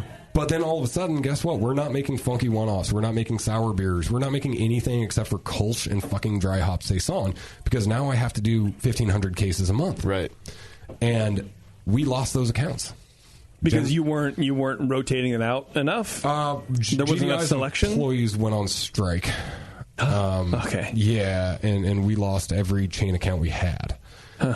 And once you're out, basically in a lot of those relationships. Yeah. Well, you couldn't have been the only one that they were distributing to those accounts. Correct. Many were out, but when you don't have big boy clout like we don't, you don't get back in. And that was really kind of, I think, the impetus for this whole sale. It was when the snowballs started rolling because they lost a lot of money. We lost more money as a percentage. And that was when the business started streamlining, and the business as in GDI, the distributorship. And it became clear that suddenly there was kind of a shift. And that was the first time since we had been with GDI that suddenly we weren't going up by 14, 15% a year. And that should have raised alarm bells, but we trusted them. And that's another very important thing is you need to have a plan. If suddenly you see something, if you see a drop in your sales with your distributor, if you see risky business tactics, or if you see things that are suspect, like selling off a sales vehicle fleet that's owned outright, don't go, hey, I'm sure it's cool. They wouldn't fuck us. Because they're about to fuck you so hard. Yeah. You have to be smart, and you have to protect your brand because no one else is going to protect it for you. But with the franchise laws the way they are, what can you do about it? Start saving up to, That's a good to pay question, your Warren. $75,000? Answer Warren truthfully, please. Fucking nothing. Sit back and take it. Number one, you can make sure that you build up your brand to the point where a distributor actually makes sense. Number two, you need to know what is your ethos. What do you want out of being a brewery owner? Do you want to be Sierra Nevada? Because if you want to be Sierra Nevada, then you're sure as shit going to need a distributor. But do you just want to make money, make good beer, and pay your employees a good wage? If that's the case, stop aiming for 50,000 barrels. Aim for 2 or 3. Have a tight crew. Pay off your debt. Don't stack up debt in the first place, and do it that way. As soon as you get a distributor, you change the entire goal for your business. So you sure as shit better make sure that's something that you want to do. Because when you get a distributor, your goal is just... You're locked in. Pleasing them, filling their accounts. Sure, but more importantly, how are you ever... if you decide, actually, I just want to be the small guy again, how do you get out? You don't. It's virtually impossible to come up with that kind of money and justify spending it in order to just be able to sell your own beer again. And that's not what makes that. I guess that doesn't make sense. I figured when you sign a distributor, it's for, let's say, 5 years, and at the end of the 5 years, you have the opportunity to re-sign with them or not. So this is another thing that if it were like any other business or legal contract, that would make sense. Right. Just like, terms. Yeah, if you don't sign a contract in any other business, it's an at-will agreement. Right. Unless there's a verbal contract with witnesses, if you don't sign something and you say, hey, build a retaining wall, that dude can do it however he wants. It can be whatever stones, it can be, rebar, no rebar. He can do it however he wants to because there's no contract. There has to be obviously some good faith, but nothing is like it is with distributorships where there's always a contract, and it always favors the distributor, whether you write it or not. Okay. I wasn't expecting that. Mic drop. Yeah. So how... Can we get the laws changed? Is that what it would take? It would take legislation to overturn these things? I don't think you will. I mean, the beer lobby is up there with tobacco and firearms. Right. That's something a lot of people don't realize is AB InBev and Miller Coors are two of the strongest lobbying forces in the country. You should write your state reps and say that, research your state franchise laws. If you live in Oregon or California, absolutely. Write your state reps and say it's time to change our outdated franchise laws. Why don't Brewers Guilds, for example, band together with all the people, all the paying members of the Brewers Guild and put pressure on their state legislator to change things? Yes. Even if they do, there's more money in the distributors' lobbies. Sure, but you're putting together a big group of people to fight a much, much, much, much, much bigger group of people. And much richer group of people. Yeah. Sure, but at least there was some press, especially now with all the beer blogs and the beer news blogs and all that kind of shit. To me, it would make sense just from a PR standpoint that, hey, every single person in this state that has a distributor is getting boned to the core, and there's literally nothing we can do about it. We're stuck. I don't think people care. I really don't. I think the average person doesn't give a shit. They just like with you were talking about how people want to say that they drink IPAs, but they don't really want to drink them. People want to say that they support local independent business, but they don't want to have to try. And that's kind of the cold hard truth. Right. If there's effort involved, people aren't going to do it. They want to think that they're supporting. Yeah. If it takes no effort, they're happy to do it. And this brings us to kind of, the death of craft beer, if you will. Because I'm sorry. No, I'm jumping ahead. No, let's go back. Let's go back.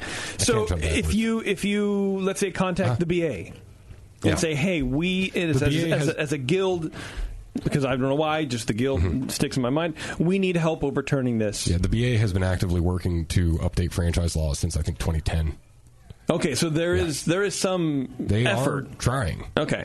Unsuccessfully. How can we help as the general public? Is there a page maybe on their site or on the Oregon Brewers Guild, for example, where then here's a list of the people that you should contact and here's a form letter? Like everything else that has a movement behind it has some of these things, and if we can participate in them. Send a dick pic to Charlie. And which one? You want side view? Do you want top view? You want bottom up? What do you want? Oh God! No, yeah, absolutely. You can contact your local Brewers Guild. You can contact the BA and say, "Hey, you guys need to pay more attention to this." And this is something that we do actively. And I don't think that it's that they don't care, but they are such a small lobbying group for the number of issues that they have to lobby for. They just got our excise taxes reduced for small craft brewers. Yeah. That was a huge, huge victory. Yeah. What's Tony McGee, Lagunitas? Yeah. Right, Heineken. Yeah. Excuse me, Heineken. Right. He once famously said that if you're not making money and you're a brewer, then you're doing it badly. guess what? Most of us aren't making money and saving half on taxes. This was in a discussion about why he thought we shouldn't cut taxes. Well, he sold out to Heineken 2 years later, so maybe that had something to do with it. Right. If you're not selling to Heineken, you're not doing it right. Well, at that point, he was probably already half in the bag with Heineken anyway. He admitted he was courting them for years. They turned him down originally, and he came back. Oh, yeah. But just like a jilted lover. But that's neither here nor there. No. The BA is working on it, but, like I said, they just had a huge victory. I don't think there's a whole lot that they can do at once. The little upside down bottle, I know Warren hates it, and I know it's controversial, but I think that was also a great thing that the BA did, because it creates some kind of difference between the independent brewer and those that aren't. Do you think people care? Right. About independent beer, craft beer anymore, especially because now it's that shift from craft beer to independent, and now it's like, well, Jesus, when are these hipsters going to just realize beer is just beer, and I don't care? Because there are people who still go to Golden Road. They just opened a joint in Sacramento, and it was packed because people don't give a shit. Or people still go to Goose Island because they just don't care. I think that's why it might actually, in this case, be more effective to dump money into some advertising campaigns. Because you have to prove to people why they should care. And it can't be because independent is better. You have to give them real, concrete reasons and examples of fucked up things that the big guys do that will piss them off. And I've got some. Oh, wow. Well, speaking of getting some, I have a question. Butt stuff. Are you getting enough? No, not that. This is from Chris. It's a chat room question here, buddy. I'm a friend, maybe? I don't know. Guy? Pal? Buddy? Warren? Acquaintance? Yeah, maybe acquaintance. I don't know yet. We'll see. I may have missed it earlier, but I'm curious which legislators or which party has helped push this through. Is this an appropriate question for Dave? I mean, why is party line going to help? So you can get on Facebook and go, the Democrats are jerks and MAGA. Well, I mean, these laws have been around a long time. Who gives a shit? Since post-prohibition. So Yeah. Old guys. Republican? I honestly have no idea if this was. I don't think this was a partisan issue at all. This is from Nico. He says, does Dave think larger distributors try to sign smaller craft breweries specifically to control their brands, purposefully slowing the sales of said brands in order to get them out of the way to sell more of whatever their top brands are? Yes. He says, 20-minute, sort of like in the movie Antitrust when Tim Robbins' character buys up small tech companies to get them out of the way. So a perfect example is going to be checking out. Thank you for answering your own question for me, Nico. Right. But that's an excellent point because, when the new distributor bought out this latest book, and this is every time a distributor consolidates, they have to tell every brand that we're going to care about you and we're going to service you, knowing full well that that is impossible. You can't add 87 brands to a book that's already well over 100 and say that everyone's getting attention. Dude, 15 years ago, when I was buying shit through Wine Warehouse, good people, whatever. Sure. Beer came cold, which I was pretty stoked about. It was impossible to go through that book. I got bored, and that was 15 years ago. I can't imagine what it's like now as a bar owner or a bottle shop owner or someone who buys beer. I can't imagine to know what's on trend. We've lost 4 distributors in Oregon just in the last 5 years. I mean, there are so few players left. I mean, are they just getting out? And they're getting bought. They're getting bought. Yes. Just like the craft breweries. Yes. The same exact thing is happening. And you look at trends of the total number of breweries in the United States versus barrelage, and people assume that as the number of breweries goes up, so do the barrels. Yeah. The relationship is actually generally inverse. As breweries consolidate, there's more barrelage consumed because the focus on the beer stops being about the flavor. It stops becoming this artisan, I hate that fucking word, but it stops becoming this independent. You might like product. it more if you wrote it in the font that you sent over your outline in. I'm changing everything to Comic Sans. It becomes less indie? Everything to Comic Sans. Oh, God, you should. Or Papyrus. I mean, that that font looks like the wanted posters you get at the county fair. I think I'm on most of those. You completely. Sorry, go ahead. I'm sorry. Inverse. You're saying something about inverse. Because everyone's concentrating on volume. Right. And when beer becomes the same thing as soda pop, volume goes up because people drink it just to fucking drink it. And, craft beer does provide a certain degree of temperance because people are drinking these bitter as fuck IPAs that you can't slam down, It takes longer. And paying twice as much for it. Yeah, that too. And that, seriously, that's part of it. When people say that, hey, I'm willing to pay $8 a pint, you put more value in that product. And you may only have one or two, but you're going to enjoy it more because it's a completely different experience. When the only options around you are Bud and Miller Coors products, you're going to have 5 of those. Well, beer is... I was enjoying buying Busch by the 12-pack in Nashville, so my night was still enjoyable. I mean, beer has always been about the story. It's always been about the story. The Clydesdales sell more beer than any just, this beer tastes good marketing campaign ever will. I mean, those are pretty horses. So. They're sexy. Yeah. I'd even go that far. But I think that's maybe what drives IPA as the golden child of the craft beer scene. Absolutely. Is because that has the most craft. That tastes the most craft-like. I think it's because IPA is rebellion in a glass. It's saying we're gonna lager. Right, we're going to put so many fucking hops in this thing. We're just going to do the exact opposite. Get as far away as possible from Bud as we can. And I mean that was the success of the Arrogant Bastard brand. By saying we're going to pack this so full of flavor, it won't resemble what you know as beer, and it worked great, and it set the tone for American craft beer. So then, what happened to that tone? Where are we going? It got hazy. Yeah, that tone got successful, and then started consolidating. Well, yeah. Can I segue yet, or you're going to scold me again? Oh no! Hey, I would never scold you. I would never. I'll scald you, but I will never scold you. Does Bev have some hot wax in the back? Maybe. Well, I'll tell you what. If she had some water, we could test it with the Smart Brew Water Testing Kit. It incorporates a photometer system, which is revolutionary and the first and only one on the market with its own app. You can use it at home or for commercial use, because if you are going to start a brewery, and as Dave says, don't get a distributor, but you can use the iDip there for the brewery too. It's the only meter on the market that runs water tests with no math needed. You have the ability to test over 40 different water quality tests. 4 come preloaded, and you can buy more, such as total alkalinity, chloride, calcium hardness, pH, sulfate, and more, using only 4 mils of water. So check it out. Go to smartbrewkit.com. Use code TBN10. That's the Brewing Network 10, and save $10 on either the standard or advanced Smart Brew Water Testing Kit. Yes, go ahead and segue. The master of segues, everybody, Dave Marliave. Segue. That's how we get around the brewery, exclusively. You can't afford one. Oh, that's true. You have the cheap Chinese knockoff hoverboard. I just buy the hoverboards post-explosion. They're a lot cheaper. So I mean, this just takes us to distributor consolidation, brewery consolidation.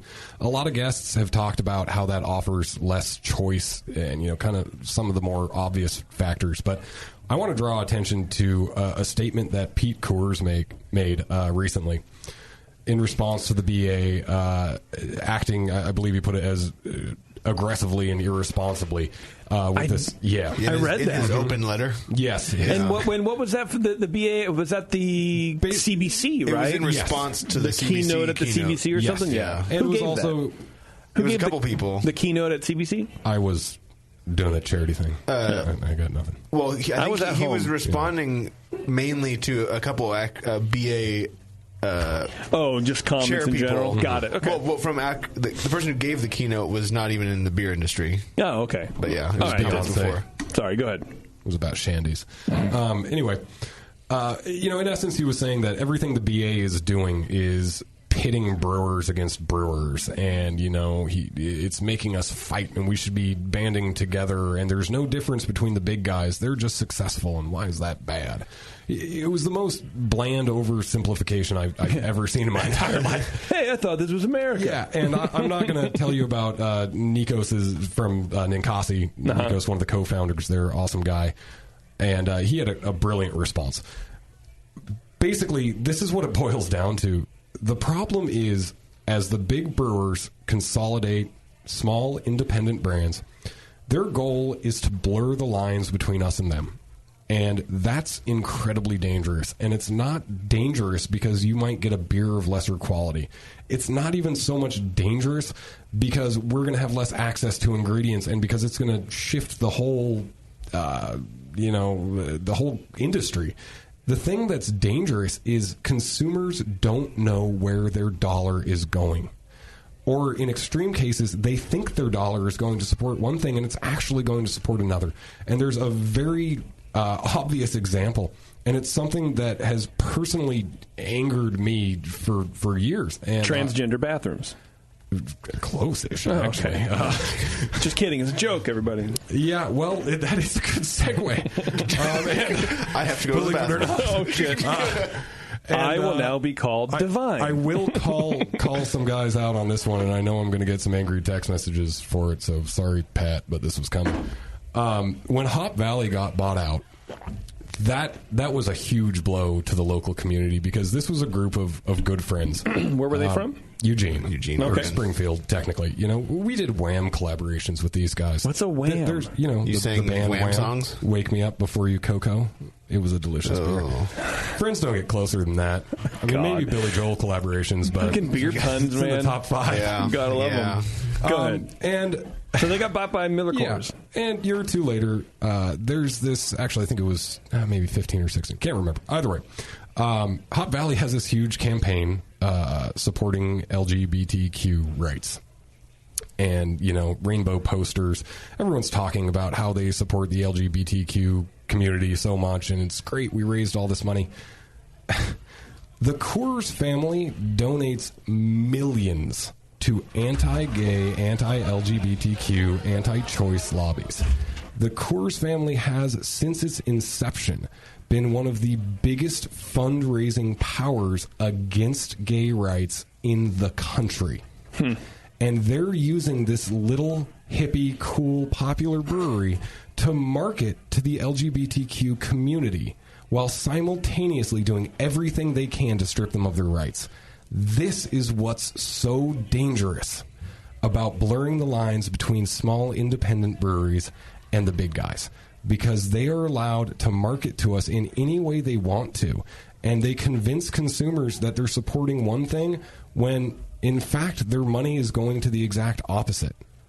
And that's just the start. Look up what the owners of Anheuser-Busch and the owners of Coors, look up the organizations they donate to. This is easy first-page Google shit.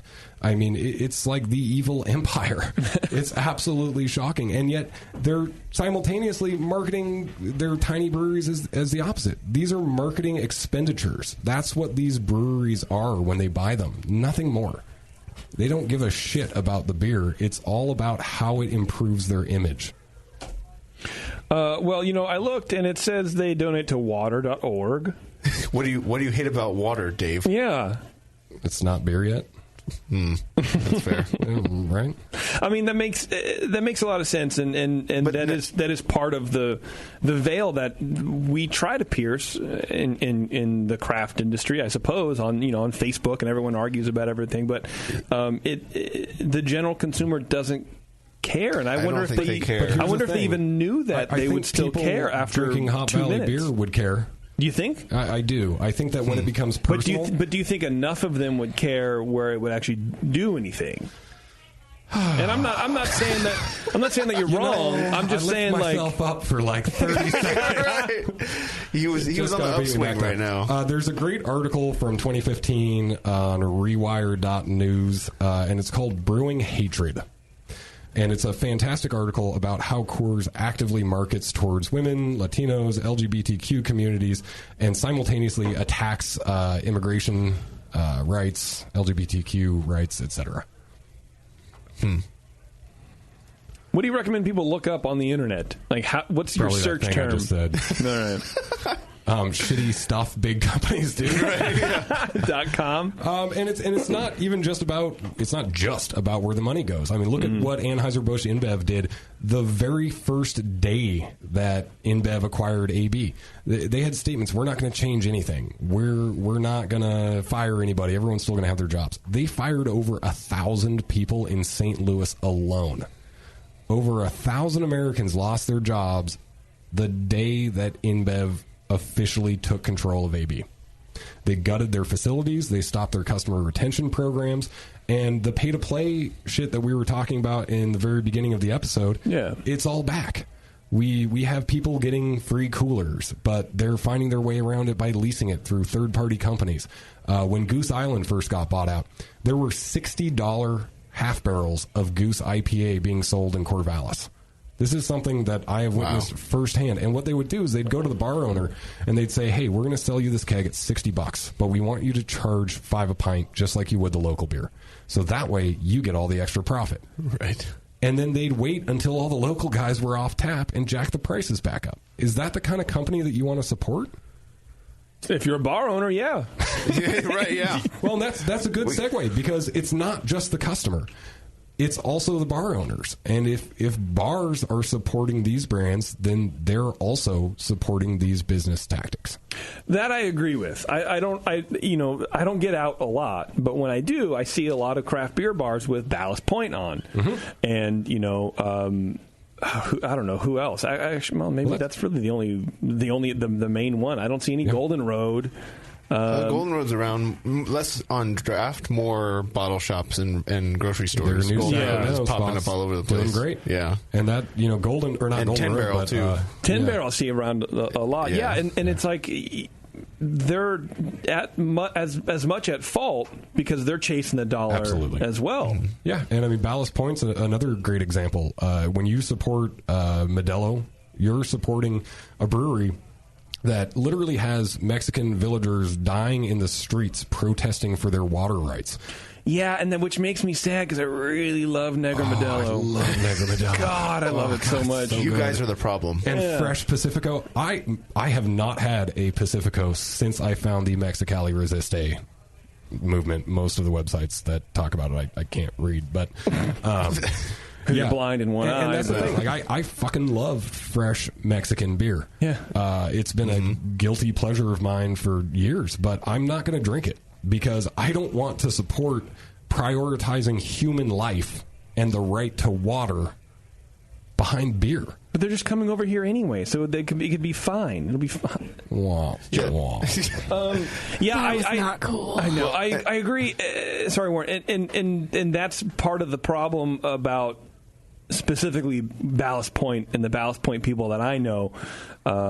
I think maybe we talked about it on a show like several months ago. But I don't know. I put it on Facebook or some bullshit like that. People got all weird out about it. But sure, because I want my grapefruit fucking sculpin. Right, for $15.99 a six-pack. So just envision yourself literally stomping on the face of a Mexican baby every time you drink a Ballast Point. That's basically the decision you're making. Well, I don't drink Ballast Point, so it's fine. Yeah. We should have like cigarette warnings, but on beer that's owned by these companies. Literally.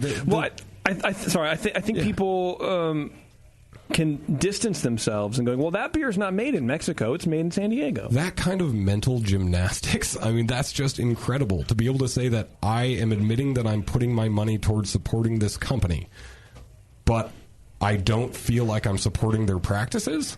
That's what it was. It was they announced in downtown Disney they're going to have a Ballast Point tap room. Right. That pissed me the hell off, dude. I got real mad because, first of all, there's so many other breweries that are local to Anaheim, to Orange County, that would be far more deserving of a tap room, and they make far better beer, in my opinion. Yeah, now your annual pass money is going to take water away from the people in Mexico. Well, it's downtown Disney, so it's a little bit... but it's all part of Disney Corporation. Yeah, right. Hey, look, man. You're getting gold medal this year's Olympics. I don't have annual passes anymore, and we can't afford them. They raised the prices 18% on our annual passes. Can't afford it.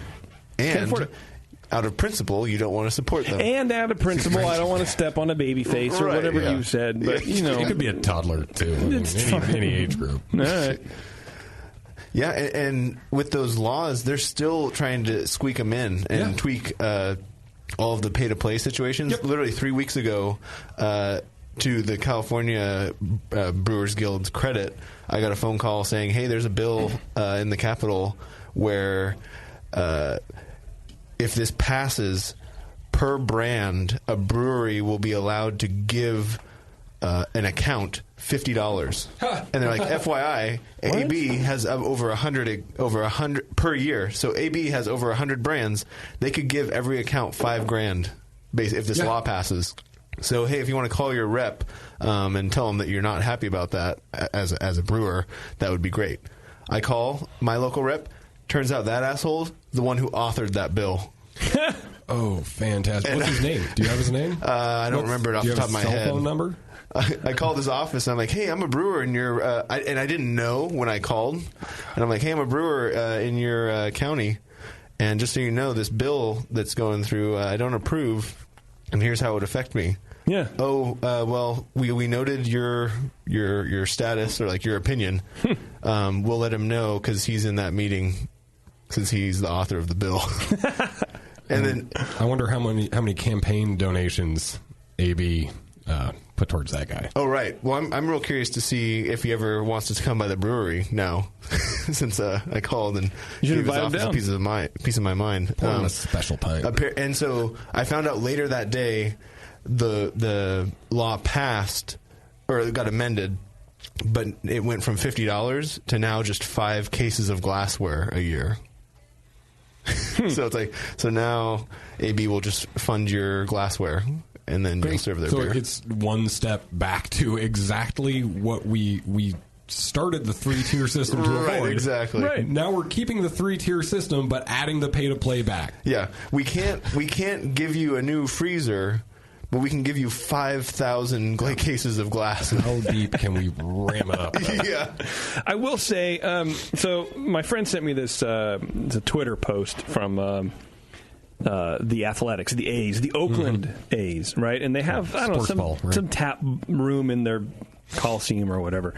Are they still in Oakland? Are all sports teams leaving Oakland? Who knows, man? But it was like it's a photo of the new taps, and they're bragging about the variety. And it says rotating options per series, and then the hashtag rooted in Oakland. And here are the taps. 805. Which, okay, sure. Rooted in Oakland? Lagunitas IPA.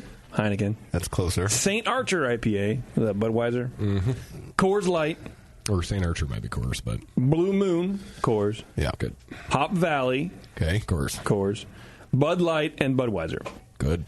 All rooted in Oakland. All rooted in Oakland. Right. And then so I tweeted, and there's a bunch of people, 22 people retweeted, but there's just a laundry list of people asking, why aren't you having any sort of local beer at all? Even in Alameda County, but not just even in Oakland.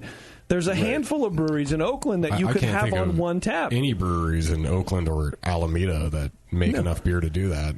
No, there's none. Ever. Right. None, obviously. It makes no sense. It makes absolutely no sense. And they're like, oh, well, we're gonna change it a little bit. Well, right, for sure. Stadium sponsorships are part of that illegal pay to play. You're not supposed to be able to pay someone and force them to only serve your product. There's variety. There's 3 different breweries. There's 3 different companies registered or represented in that. But I guess it's they threw Firestone in there. Right. It's a positive, I think, because there is some pushback from the local craft community.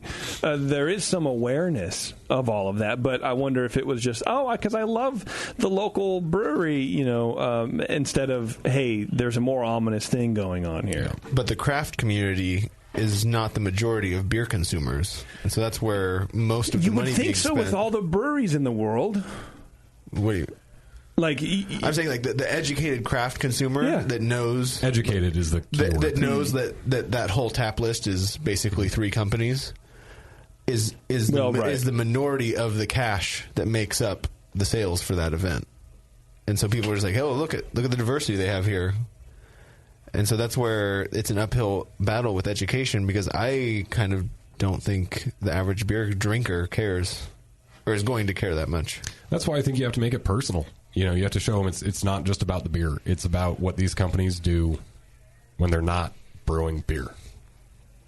And I hope eventually people will care about, you do that by having radio shows like this. Yeah, but we need listeners. And having, Anheuser-Busch logos in your urinals, and have a chalkboard up that says these breweries are not independently owned. Tell people. Actively tell people. And explain it. And don't just say, fuck you if you drink Bud. Explain why it's important that you not support that brand. You should have a page on your website. We should. I just with like links should to probably articles. Have a website that isn't a complete fucking nightmare too. So Web.0. Would you like to design this website? Bev will.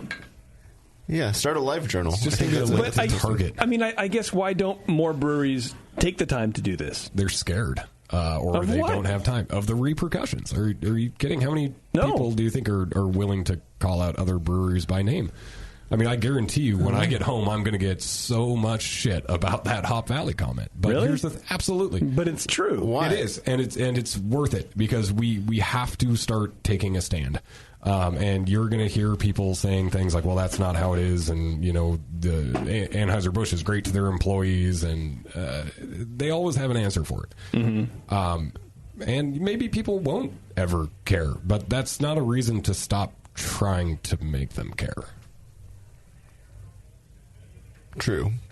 Trying to just think of a way for like breweries to do a marketing campaign, or at least not even a marketing campaign, If only there was some kind of informational association campaign of brewers right. that had some kind of seal that told people that a product met certain classifications. But I think the information needs to be more than that. I think sure, the you average have to start somewhere. Well, but the general public will see the symbol; they don't care. Because clearly they don't care, right? They're going to because see that it's on some things and not on others. Yeah, and when but they see it enough, maybe that gets them to look it up and find out what that difference is. Maybe I'm not saying it's a cure, but I think it's a step in the right direction. Okay, I think the biggest challenge is how do you establish that differentiation without being viewed as being negative? Well, because I think people are much more receptive to that or to learning about this situation.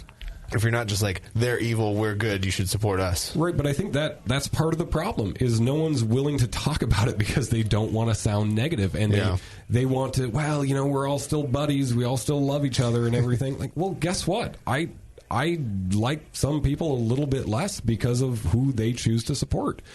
And I think that's important that we don't fully separate people from their companies because that's what keeps it going.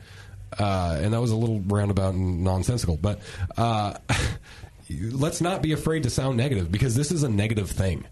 Villagers dying of thirst so that someone can put an American brewery in a Mexican village. That's not a happy thing. So how do we put a happy spin on that? Let's not. Let's call it what it is.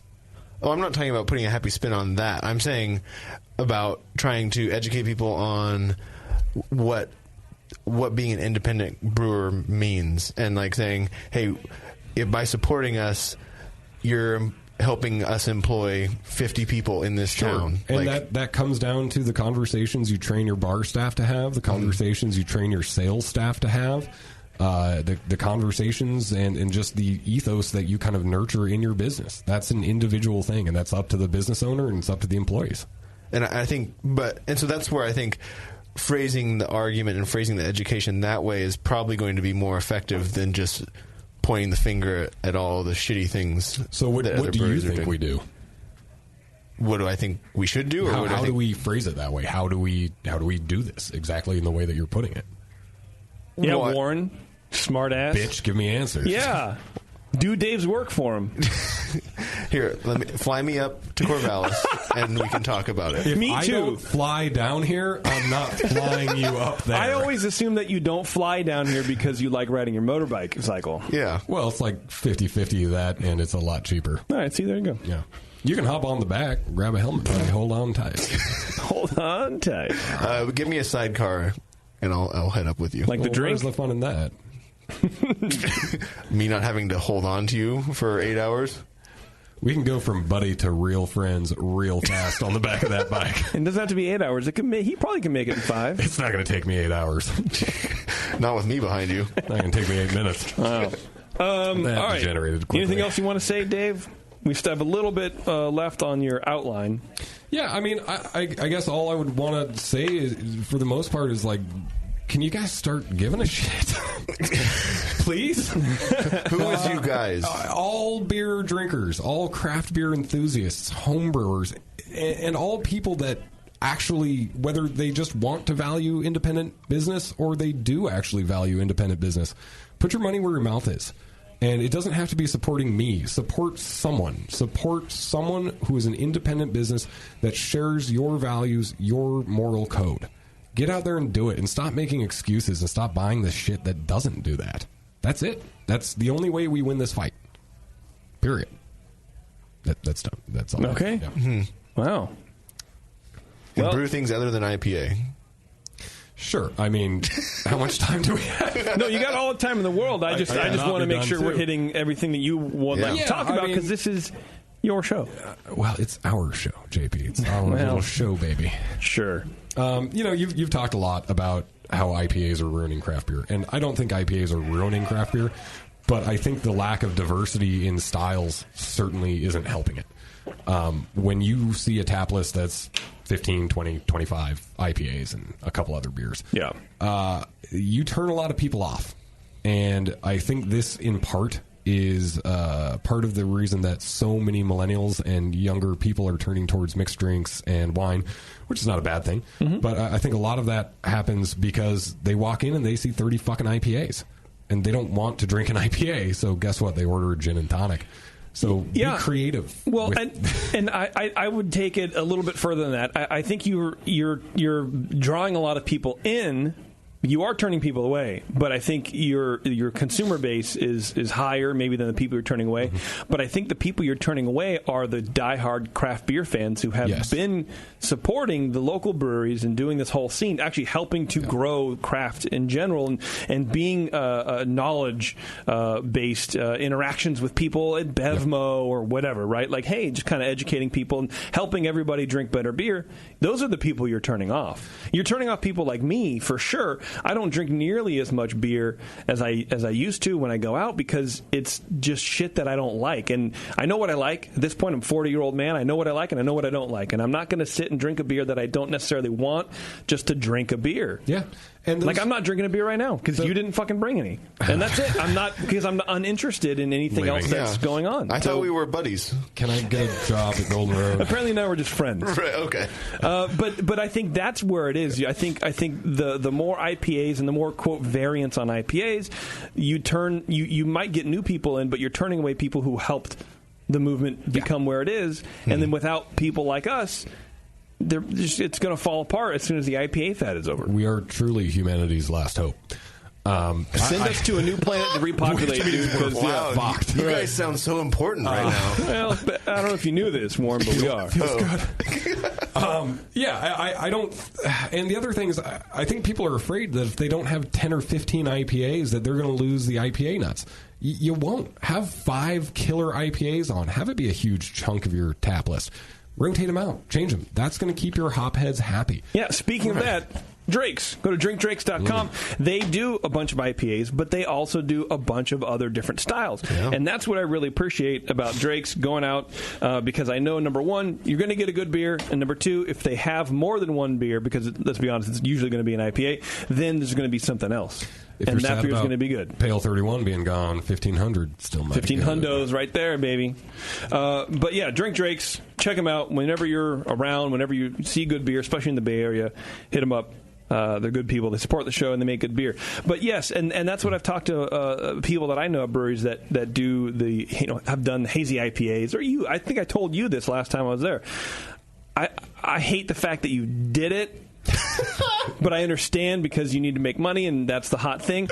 But what makes it okay is that you have a wide portfolio of different beers. So it's not just, we're 100% cloudy IPAs now. That's all we do is IPAs because that's what pays the bills. You understand that there are people out there who like other things. And this is we'll use Flat Tail as a good example, I hope. Well, let's not get too far ahead of ourselves. It's an example. I'll use Flat Tail as a mediocre example. Perfect. We have 3 or 4 sours on the menu. Yeah. We have 2 or 3 IPAs. We have a Kolsch. We have an Irish Red. What the fuck else do I have on tap?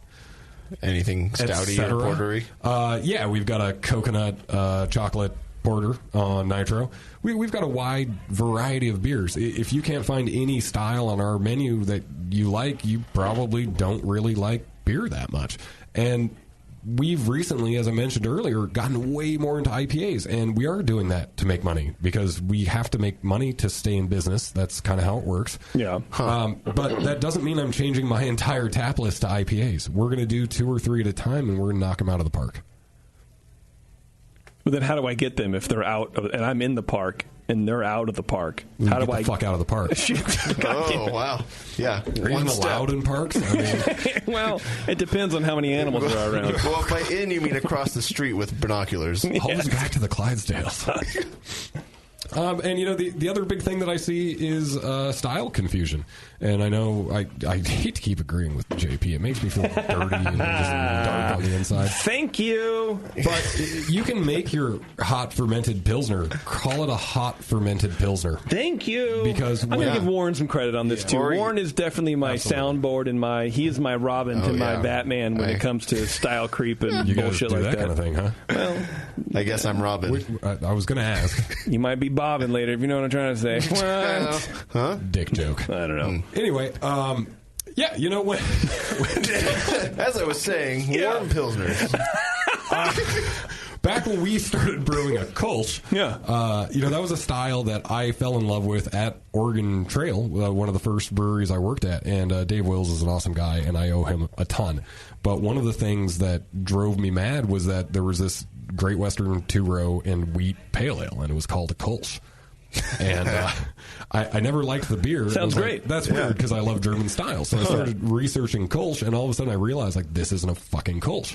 And I thought I hated that style of beer because I had an example that in no way related to that style of beer. And we saw that with breweries in Oregon for years. We had a nightmare pushing our Kolsch because people would come in and they would say, no, I don't like that. I had this one from Bend. It was like, well, not to be a dick, but that beer has nothing to do with the style of beer you think you hate. So when you try a hot fermented Pilsner and it's super fruity and it's got American hops in it, and you don't like super fruity hoppy beers, you're going to think you don't like Pilsner anymore. Right. And that snowballs. Mm-hmm. And when people are confused about what they're drinking, that's when they just say, fuck it, give me the Golden Road. Exactly. And, because I know what it tastes like, and it's consistent, or a Stella even. I know so many people who go, well, I like a Stella when there's nothing else available. Really? Okay, fine. But I think more and more people will fall back on those kind of beers, those macro McDonald's of beer world. Absolutely. I think IPA is the fallback. At a craft brewery? Yes. Mm-hmm. Yes. It's IPA is the fallback instead of Stella or Bud or something like that. And it's not that you can't brew these new, you know, the hot Pilsner, the cloudy IPA, the pale ale with no hops and some wheat. Maybe we can not brew that one. The pale ale with a lot of hops and no malt. Right. That's the new thing. I actually kind of dig that sometimes. It's not a pale ale. Raise your mash temp. You mean get the session all the IPA? Maltiness. Yeah. It's not a pale ale. You can't sit here and rail against warm fermenting lagers and then try to go, well, this is how you can sneak in a pale ale and call it a pale ale, but it's not a pale ale. Because the last time I brought beer to this show, you loved my George Cohn's pale ale. Did I love it, Warren? Do you remember that I loved it? You tolerated my George Cohn's pale ale. It was fine, I just remember the mouth beer exploding all over the desk. That's what I remember. Can we get past that? I think it tasted fine. It tasted like a fine beer. That, then, no, she didn't. Okay. But I don't know if it's a pale ale. I don't think I would call it a pale ale. Why not? American pale ale. I don't even remember the beer, so let's make that 100% Why don't you remember clear. The things that are important to me? How many years ago was that? Let me feel my feelings. Maybe this is why he didn't bring beer, because you don't remember his beer. Wasn't that like 4 years ago? Probably. I don't know. Time means nothing to me. It's all one big blurry nightmare. I think Justin's feet were healthy by the last time you brought beer in here. He could still feel his feet. I would hate to be that shoe shine boy. Or feel your feet, for that matter. Well, that might have happened before. A couple of festivals ago. Anyway, you can make a 100% 2-row pale ale that's got a ton of hop aroma, and it can have plenty of body and plenty of malt flavor. Just don't use shitty domestic 2-row. Sure. Mash higher, and you can. Don't use 6 pounds per barrel. Right. Yeah, no, I agree. The hop water trend is gross. Yeah. And I honestly think that has less to do with the hops and more to do with poor lautering techniques. But that's another. So you're not a fan of the brute IPA thing that's starting. I'm actually brewing one in 2 weeks. But here's the thing. But it's hop water. And this is something I picked up originally from, I think it was Iron Springs, independent chain of brew pubs. Mm-hmm. He was talking about not being afraid of kettle sparging. Kettle sparging basically being adding water to your kettle. The logic here is, as you're lautering, people think, I don't want to add water because that's a shittier ingredient. I'm going to dilute the beer down. Well, guess what? When you're sparging and your gravity gets below 1020, that's inferior wort. That wort is not as good as the 1030, the 1040, the 1050 wort. When you get down below 1015, it gets even worse. And the popular knowledge is that you can sparge down to, I think it's 1008 to Plato is where most people say you should cut off. Warren, you think lower? I've heard somewhere. I've heard different numbers between, say, like 4 and 2, basically. Sure. Yeah. The Iron Springs argument was that wort degradation really starts at 1020 and really becomes noticeable at 1014. And since we have cut off our runnings and kettle sparged if needed at 1014, our beer quality has massively improved. So this brute IPA thing, great. Bone dry, aromatically hoppy, low bitterness. That sounds like something I can get behind. I'm going to throw a bunch of mango from Oregon fruit products into ours. Yeah. But we're going to cut those runnings off at probably 1016, maybe even 1018. Because and then you add water, you top up your boil kettle. Top it with water and drive the alcohol with an incredibly vigorous fermentation. We have this 18% alcohol mind bender of a beer we're about to release. It has 91% apparent attenuation. The thing finished at 1012, I believe, and it's an 18% alcohol beer. There's no excuse for poor attenuation.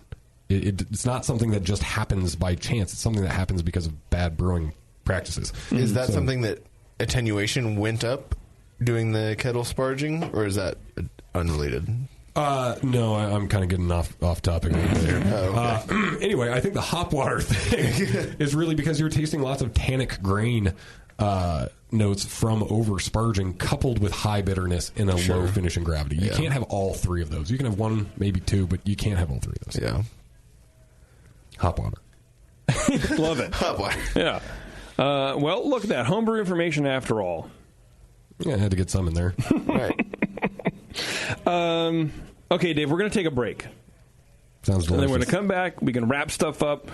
We're going to make you read your bad beer reviews. Oh, that's right. We're going to do the Twitter game. We're going to end on a high note. On a high note. Charity to talk about, too. Don't forget about that's that. right. That's true. That's true. Okay, so here we go. We're going to take a break, and we're going to come back. We're going to do all the things I just mentioned. Dave is still going to be here. Hopefully, the rafters aren't exposed, so he should survive the show. And we'll be back.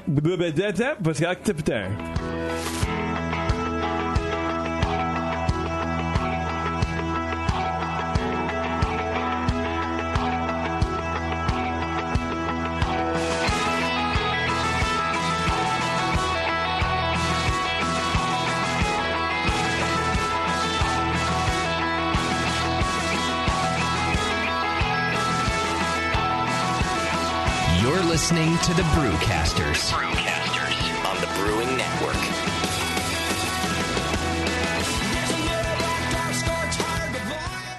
Since 1979, Williams Brewing has offered the finest equipment and freshest ingredients and the best customer service in the business. Check out their brand new patent-pending mash and boil 110-volt electric mashing and boiling unit. This compact all-stainless unit lets you mash, sparge, and boil just about anywhere that has a 110-volt plug. Double-wall construction adds to efficiency and safety, and a precise thermostat keeps temperatures where you want them. Unlike insulated buckets and converted coolers, multiple temperature rest mashing is easy to do, all for under $300. They also feature the Mark II work pump, a magnetic drive high-temperature pump that does the work of pumps that cost twice as much, as well as exclusive Brewer's Edge regulators and quality Keg King kegs and disconnects. Check them out today at williamsbrewing.com to brews their vast selection. With over 20 years of experience making world-class craft beer and more than 100 gold medals in international competitions, Moylan's Brewing Company is not just a pretty face in craft beer. Just ask Brendan Moylan. What do we got here? The beer of the hour. Moylan's, gotta love that big M. It's like a sign of awesomeness. Woo-hoo! It's got an extra kick to it. Let's pour this bad boy. Oh, yeah. Oh, Moylan's. At the end of the night, when the kids are finally in bed, the wife's in bed, nobody's bothering your ass anymore. That's Moylan's time. Moylan's is for you. Yeah. It's to help you out. Yeah. It helps me out. What? Well, because it's freaking awesome. Northern California brewed. It's brewed with love. With love? Oh, yeah. Tremendous. And it's always best where? Moylan's. You gotta try it. On tap at Moylan's in Novato. They're friggin' awesome. Not only because I own the brewery, because I love the beer. Cheers! Boom. Kilt Lifter Scotch Ale takes big beers to a whole new level with rich malt balanced perfectly with delicate hops, and now comes in 4-pack tall boy cans so you can take the party on the go. Or come to the brewery, take a tour, and try any of Moylan's fresh creations right from the source. Check them out at moylans.com.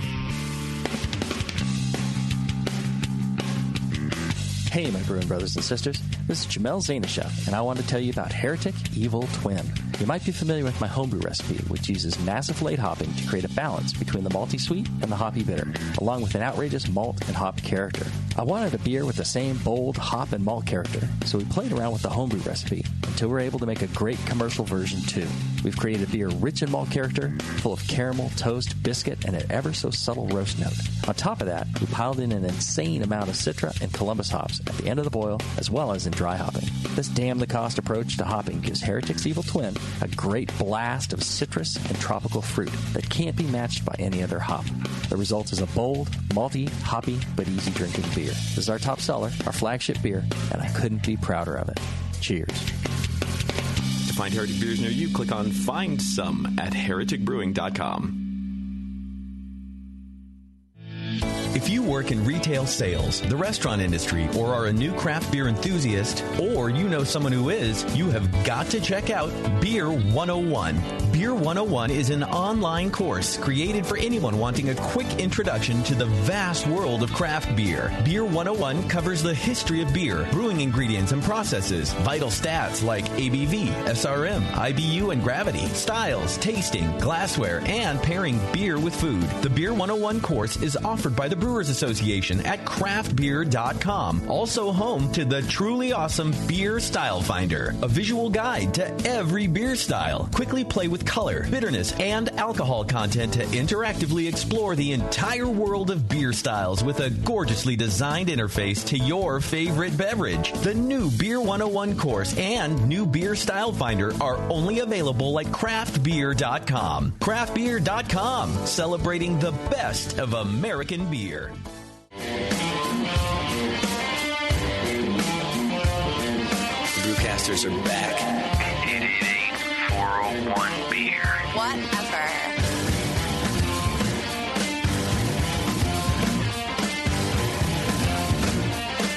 Hey, thanks for sticking around, everybody. We are on the final end of this journey that we call the session.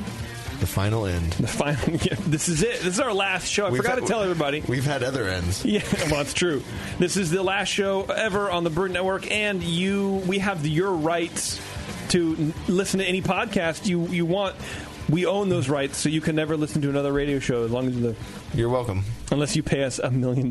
Also, Heads and Tails is recording next week. Heads and Tails is recording next week with Seven Stills out of San Francisco, California. Right. They are guys. going to bring in, if you remember, they were on the show a couple years ago, maybe last year, year before. Are we going to tell them that they were one of the reasons that we started thinking about doing the Heads and Tails podcast? If you want to lie to them. Oh, okay. No, I don't know. But they are the ones who brew beer and then distill it. And then they are. We asked them at the time if they had any beer. Oh yeah, but at the tap room. But they are bringing beer in as well, so we're going to be able to do side by side. We're going to taste the beer and the spirit made from that beer. Nice. Yeah, pretty stoked about it. But anyway, before we get back to Dave. Did you know that IPAs are the most popular craft beer style in the U.S.? If you're looking to brew an IPA that's not like all the rest, check out Dick Cantwell's newest book, Brewing Eclectic IPA, Pushing the Boundaries of India Pale Ale. Award-winning brewer Cantwell includes 25 original IPAs and categorizes over 200 unique ingredients to spice up your IPA, from papaya to peppercorn, beets to bog myrtle, and even cannabis, where legally available, of course. There are recipes for all levels of brewing experience. Order your copy of Brewing Eclectic IPA today. Bev. Oh, here's a note. Bev sent me a note, a live read, and she just wrote, Hot off the press. I lied. Read this. Pushing the Boundaries of India Pale Ale by Dick Cantwell includes 25 on Brewers Publications. I'm assuming Recipes? Includes 25 recipes on brewerspublications.com. That's probably my fault for not doing that properly, not the Brewers Association, but check it out. Dick Cantwell, Brewing Eclectic IPA. That man is basically the Luke Skywalker of independent breweries, by the way. Everyone doesn't know that already. He got his hand cut off? He's whiny? When Elysian was bought out, he was the only one on the board that voted against the sale, and then he quit, I believe it was 3 months later. Guy lost a lot of money by making that decision, but he did it because it was the right thing to do. Awesome. He lost a lot of money, but they sold, and he... Yeah, I'm pretty sure that there was some kind of retainer value in there. Oh, because he left early. Yes. Yeah, okay. Yeah. I would be absolutely blown away if they didn't have a huge retainer bonus to keep the brewery operations manager on board. Right, yeah. Wow, that's crazy. Speaking of the Pacific Northwest, Segway King, HomebrewCon is coming up shortly next month, I believe, right? June, yes. So I think you can still register. Registration's still open. I wonder how hotels are, but Portland has so many hotels, man. You can find a place to walk up. Yeah, if you're willing to Uber a little bit or walk a little bit, you'll find somewhere.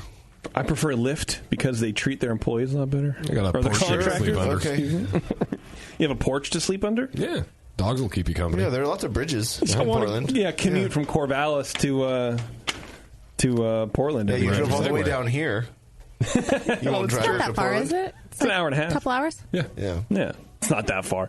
Let's get hammered at HomebrewCon and then drive an hour and a half down the 5. Hey, sober up. To sleep under a porch. Yeah. If I went today, I wouldn't go to HomebrewCon. I would just stay there. That's true. But HomebrewCon is going to be really exciting. I'm looking forward to it, and you should be too. So check it out. Go to the AHA website. Check out HomebrewCon. Register. Thank you. My brain, man, is not working tight as it should right now. You need to pound that Thai iced tea. I really do. Get the tired. Juice flowing. I burn out my brain on writing jokes about Dave's terrible font. You should stop because they're not that good. Anyway. Neither is your makeup today, Beverly. That's because I did it in a studio office with whatever. Okay? Go ahead, continue. The cameras worked the way I needed them to right away. I wouldn't have had to rush it. That was mean. I also wanted to say that we have selected us, what do you call it? Location for BNA 10, 13, whatever two year. hands this. Opened up side by side, going up and down is not necessarily indicative of many things. We selected one of these. Yeah. BNA 13 is happening. Tickets will go on sale soon. Oh, really? That was all I had to say. How soon is soon? Suck my dick. Wow. Suck my this. We're not announcing the location, I imagine? I don't Is it think a secret? so. Okay. Well, I don't actually remember what I'll have it a lot is. of beer. I remember what it is. Forget to buy. If we can say it, I could say. No, we can say it. We paid the deposit. I don't know that you. I mean, I don't know if Justin wants us to. Then don't. Okay, fine. But I don't. You know what? I don't care. Say whoever it is. But what does Justin think? Who cares? He's not here. It's at Base Camp Brewing Company. Whoa! Hey, yeah, you that's heard not, it here first. Okay. Warren Billets with the scoop. This just in. Yeah. Warren fucked everything up. Yeah, don't tell Justin. We had to repeal the check. That's great. Sounds great. Everyone plan on doing things. What day is it? Is it Saturday? It's Saturday. And I heard that they actually are shutting down the street, and so it's going to be a whole outdoor. It's like a whole outdoor block party beer situation. festival thing. Wow. Yeah. Yeah. I tried to book an axe thrower, but because it's I have you covered. No, not I know a guy. Not you. You are nowhere near. But he was booked, so I'm trying to find other. I guarantee you, in Portland, Oregon, you can find more than one axe thrower. I mean, I think he was like the axe thrower, and he might be the axe thrower that's willing to throw axes in a place where alcohol is being served. Can I have an axe fight with this guy? No. I mean, can we, an axe off? What do you call that? Let's buy a website, The Other Axe Thrower, and then it just goes to your page. I can throw axes, sure. Yeah. Not guaranteed to hit anything.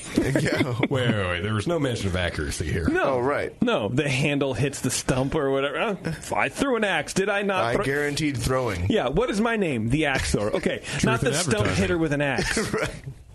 Yeah. Name sucks anyway. That's true. You know what doesn't suck, though, Dave? Well, you probably don't. But Beersmith. Go to beersmith.com. They have a 21-day free trial of the best, and I mean it, the best homebrewing recipe software in existence. Check it out. Free for 21 days. And guaranteed it'll change your life, man. Change everything you knew about anything. Guaranteed. Yeah, I guarantee it. Okay, Dave. Let's wrap up your segment, unless you're done already. What do you want to talk about? You want to talk about scarcity? I saw that. You want to shit on IPAs again with me? Because that'd be fun. Yeah, I wish Tasty was here to listen to that warm lager thing, because it's something that Warren and I have been talking about forever. Has Flat Tail done a warm lager? Like on purpose? Well, I know there's a glycol chiller situation where you did some warm lagers. That's the most Flat Tail question I've ever heard in my entire life. Yeah. We had an American light lager fermenting when our glycol system went down for the umpteenth time in the first 6 months we had it. And thankfully, it was kind of at the tail end of fermentation, so it only got up to like high 60s. And it basically became a Jenny cream clone, which I'm totally fine with. Okay. Nothing wrong with a little Genesee cream ale. That's a good beer. We explained that in the description. Like, hey, this is a lager that fermented too warm, which, as it so happens, fits the style of classic American cream ale perfectly. So, enter the cream ale. You know, and customers were stoked about it. I think they kind of like that story. You know, we've had brewers accidentally double the roasted barley content. That doesn't mean you have to dump the beer. If it's still a great beer, just be honest about it. Yes, right. And truth in advertising is important on both sides. Have I ever told you about my rant about session IPAs being classified as pale ales? You mean have you from told 10 me about minutes it, ago? or you mean like have I screamed it at you in my face over and over and over again? Have I basically screamed in your butthole? Yes. Session IPAs are not pale ales. Mm-hmm. Okay. Yeah. Right. I disagree, but you know, you're a piece of shit. You know, the last big one that I think is really, really honestly hurting craft beer and slow food and everything that matters in this world. This show. And the Kardashians. Those two things. The third thing that is really damaging our industry is social media.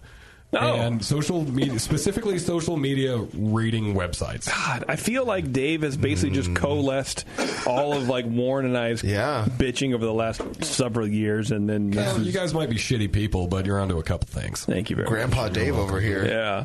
Get off my fucking lawn. Yeah. I drank water from the hose and I survived. I think Untapped and Beer Advocate, all those sites have so much potential to be this amazing thing, but there are no constraints. And you put people in the driver's seat that should not have their license yet. You know, when you rate a beer and you say shitty, 1 star, what do you think is going to come of that review? What positive outcome could possibly happen? The point of a review site is to help other customers make an informed decision on that product. Go to Amazon. Not that it's the best, but they have the rating. Any other site will have that. Netflix even has a lot of flaws, but for the most part, you have to, at least now they've changed it where that's the thumbs up, thumbs down, but you can still rate shows. Yeah. But you have to at least write 80 characters. Perfect. Before you can do that. And for a beer rating website, and Beer Advocate has done a great job, I believe. I haven't been on there in like a year. But the last time I checked, I think there was both a minimum character count, and I believe they kind of pre-fill some categories for you. I may be wrong with that. But, you know, if you're rating a beer and you don't mention how it looks, how it smells, how it tastes, and how it feels on your palate, why are you writing a review? You're not. You're wasting your time. To you're be just fair, shouting. I know that I've talked to a few people that use Untapped in the various websites more as essentially a journal, not necessarily as a Yelp. Sure, but if you're using it as a journal, don't put a star rating next to it. I would write make it a comment. public Just write to everyone else. Or you don't even need to make a comment. I don't know how I don't know if you can make an Untapped account where you review beers privately. Yes, you can. You can make private accounts. Oh, okay. So well, you're just wrong. That's cool, though. Well, no, those. I'm saying this is what people tell me when I say, it's real dumb how people will do essentially what you're talking about. Yeah, that's an awesome thing. Well, I can't remember a beer that I've ever had. I can't remember a beer that I've ever seen on a board and not remembered if I enjoyed it or not.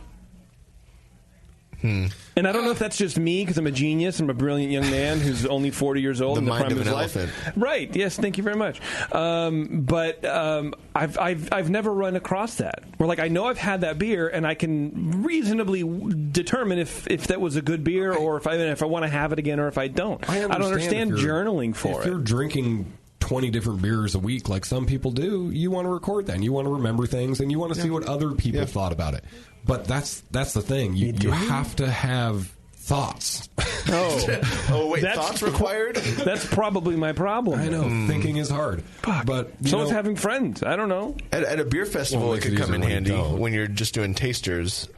And doing it a lot back to back. That's another one. Please, for the love of Christ, do not post a beer review based on a 1-ounce taster out of a shot glass.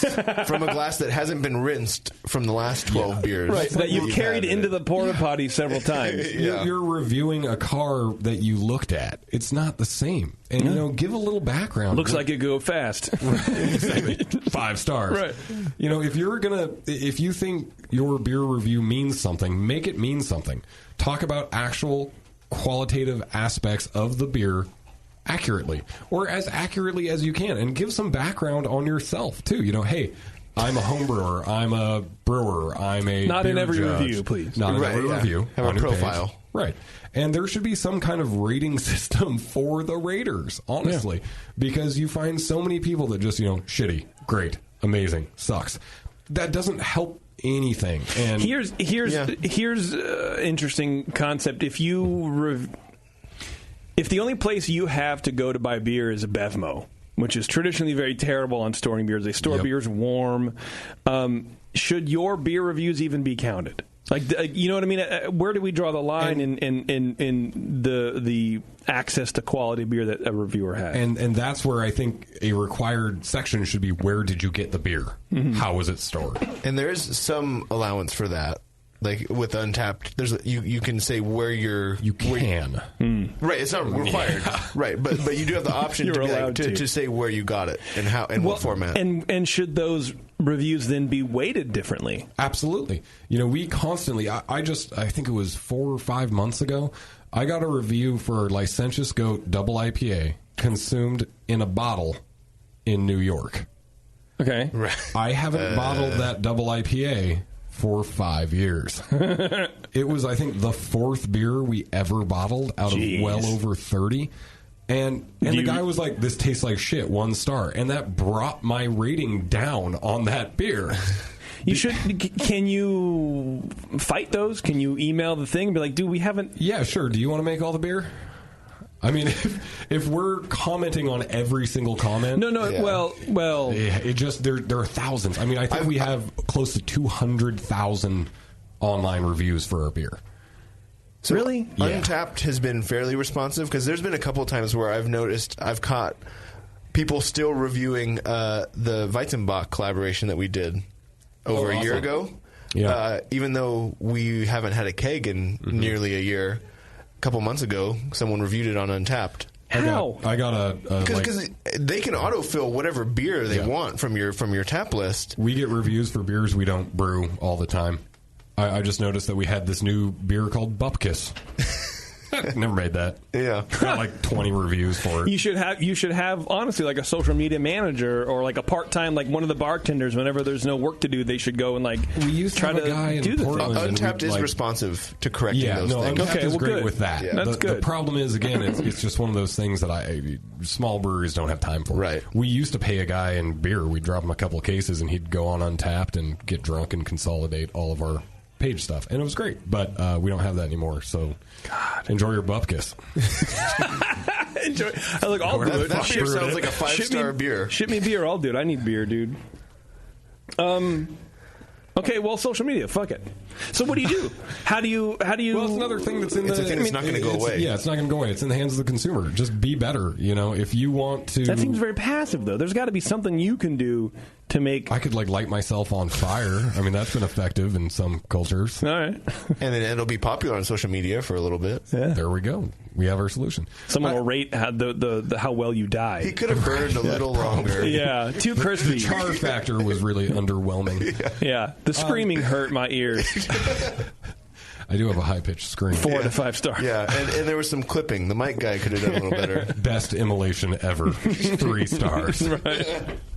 I don't think it's something. This is one that I'm completely hopeless on, to be honest. Okay. And I think this is really more just a call to, if you think you're a good beer drinker, if you think you're an educated beer drinker, help other people be that way too. Make educated reviews. And that doesn't mean you have to say this is exactly what it tasted like. Say this is what I interpreted this as. And this is, for even trained beer judges too, one of the worst things I see on scorecards is like, this tasted like grapefruit. Don't say it tasted like grapefruit. Say it tasted like the last time you had a fresh squeezed salty dog at a bar. Tell people about a memory or an association that you have, because that's so much more powerful than just using, blasé descriptors. Make your description interesting, and it's going to paint a word picture for the person reading it. And those people are going to read your reviews more. They're going to get more out of them, and other people will see those reviews and say, hey, I should write my stuff like that. See, I would say the opposite. Yeah. I would say don't use so many fucking words. Yeah. You know what I mean? You're not Stephen King or whatever. You know what I mean? Like, just tell me what you thought of the beer. I don't need to know radio show ever. I don't need to know your life history. 4 stars. I don't need to know your life history. I don't need to know.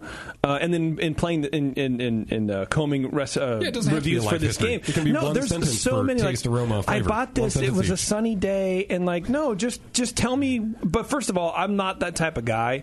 If I'm going to go on, if I'm going to go to the store, I'm not going to read whatever app it is to rate beers and then judge my purchase on what other people have said. I'm not that person. And I wonder how many people actually there are out there like that. I wonder if the beer rating sites and rating sites in general for whatever, I don't know whether they are just to collect. They're a funnel, but they don't necessarily go anywhere. There's just a bucket for people to vomit into. Yeah. I wonder how many people use it as a reference to choose a beer. And I don't know if that is you that can would be an quantify interesting metric, but I don't know how you do. I do know that we hear customers constantly talking about, I saw this was rated high on Untappd, or we see them rating our beers on Untappd while they're sitting at the bar. All the time. Yeah. Huh. It's becoming the Yelp of the beer world. That's too bad. Yeah. And what the main thing I don't like about Untappd, or I guess it's any rating site where you have a numeric scale like 1 to 5. Yeah, let's not get specific, but yeah, right. but the scale 1 to 5, just pick that. Everyone has a comfortability range of where they like to review. Like, I don't want to give a beer a 1, so I'm going to go like 2 and 4, and all of the beers I ever taste are in that range. Other people are like, they don't go below a 4, or other people are, I don't go above 2.5. And it's just their personal preference, and it's like, well, that's great for you, but that affects, for the people that do care about Untappd and those scores, all of that variation can greatly affect people's reviews or perceived value of that beer. Yeah, and if you haven't had a 1 and a 5 in the last year, you're not drinking beer. Well, and you're not using the scale properly. Like, that's really more it. Yeah, absolutely. I mean, I've had a couple of 1 beers, that I would score a 1. Yeah. But they're few and far between. Right. But people, I don't think are using the extremes of the scale properly. I'm agreeing with you. Yeah. So we need education on what numbers mean also. Numbers mean things. And stuff. Speaking of meaning things and stuff, Dave. Oh, God. Are you ready to read your beer reviews? Yeah, let's do this thing. So I've driven. Could you sound more excited? I've drawn lines to help segment them out. They're grouped relatively within Why do the all same. These lines look like penises? Because they're actual just dick pics. So go ahead and just go ahead and read. Just read the first one, and let's hear about your real world reviews on your beers. All right. February 9th, 2017. Ooh. Undated bottle at 42 degrees into a hand-washed and dried JK snifter. Allowed to warm to 50 degrees. Aroma, coffee and chocolate. The chocolate disappears quickly, and the coffee weakens. Head, average. Maximum 2.1 centimeters. Of head? I can't do this anymore. 2.1. That's actually what it says. It says 2.1. Yeah. 2.1 centimeters because he's got his goddamn ruler out. Aggressive pour. This sounds like the review you were asking for earlier. Light Dave. brown. It really does. You guys were right. Thank you. Frothy, low density, and apparently has a fucking spectrophotometer out too. And short retention, diminishing to a 3 millimeter frothy ring. By the way, the 2.1 centimeter has now diminished to 3 millimeters. 3 millimeters. Right. Yep. And a thin, ephemeral partial layer. Whoa. Overall, kind of like drinking a McDonald's iced coffee, except warmer. What? So this person is like... I'm not done yet. Like super articulate, but then they're also clearly somebody who goes to McDonald's. Good observation. This is for your 6 a.m. stout, I believe. This is the comic book collector from The Simpsons writing this review. This is the Scrabble champion of the trailer park. On the Porter Stout spectrum... Apparently there's a spectrum of Porter Stout. This seems to me to lie... By the way, this guy's punctuation is fucking awful. Read a book, go back to school. Lie more on the porter end. Dash, medium body, low alcohol, slightly sweet. I forgot to give the rating, but it was anyway. I'm sure it was real high. Yeah, okay. That was from Aussie Lizard. Okay. And that was in February 9th of 2017, a year after the last time we bottled that beer. Here's another stout. A thin stout. A lot about the smell and taste are good. Not great, but good. This is probably much better on tap than from an old bottle. 3 out of 5. Hey, they were giving you the benefit of the doubt. This fucking Hyundai I found in the ditch was probably a lot better when it was a new fucking car. Really?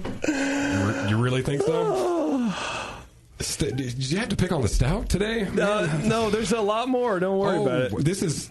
There's 4 pages. We have 4 pages. You don't have to read them all, but... I'm going to cry myself to sleep tonight. Yeah. Stout, like a sweeter Guinness. Meh. 3 out of 5. Now, would you rate a beer you have described as meh 3 out of 5? Flat Tail IPA, July 22nd, 2011. Dear Diary. Smell is modest. This one is lacking hops for my taste and the local style. A little earthy, and some bread. Taste is also a little weak on the hops, although THERE more than THEN, the nose. Although they're more than the nose. Huh. Mostly earthy, some bitterness. The hops are some citrus and resin, mostly upfront and quickly fleeting. Mostly. That's what fleeting means. With a little sweet lime lingering on the bitter finish. Drinkability is okay. It's a really generic IPA. And while there are no flaws in execution, except for all that shit you just said, right. I'd revisit the design. 3.2 out of 5. No flaws. 3.2. No flaws. But you should probably go back to the fucking drawing board. Right. Yeah. And he decides to comment on the local style. That was my favorite part about that. Your beer review. wasn't a local style. Yeah. Okay, this one is like the biggest run-on sentence. Yeah, it starts there. Like, at the bottom, like, that's... No, it says, posted by Stoned Trippin', June 11th, 2016. Oh, okay. I thought it was the... no, it's for the Kolsch, yeah. Yep, uh-huh. Okay.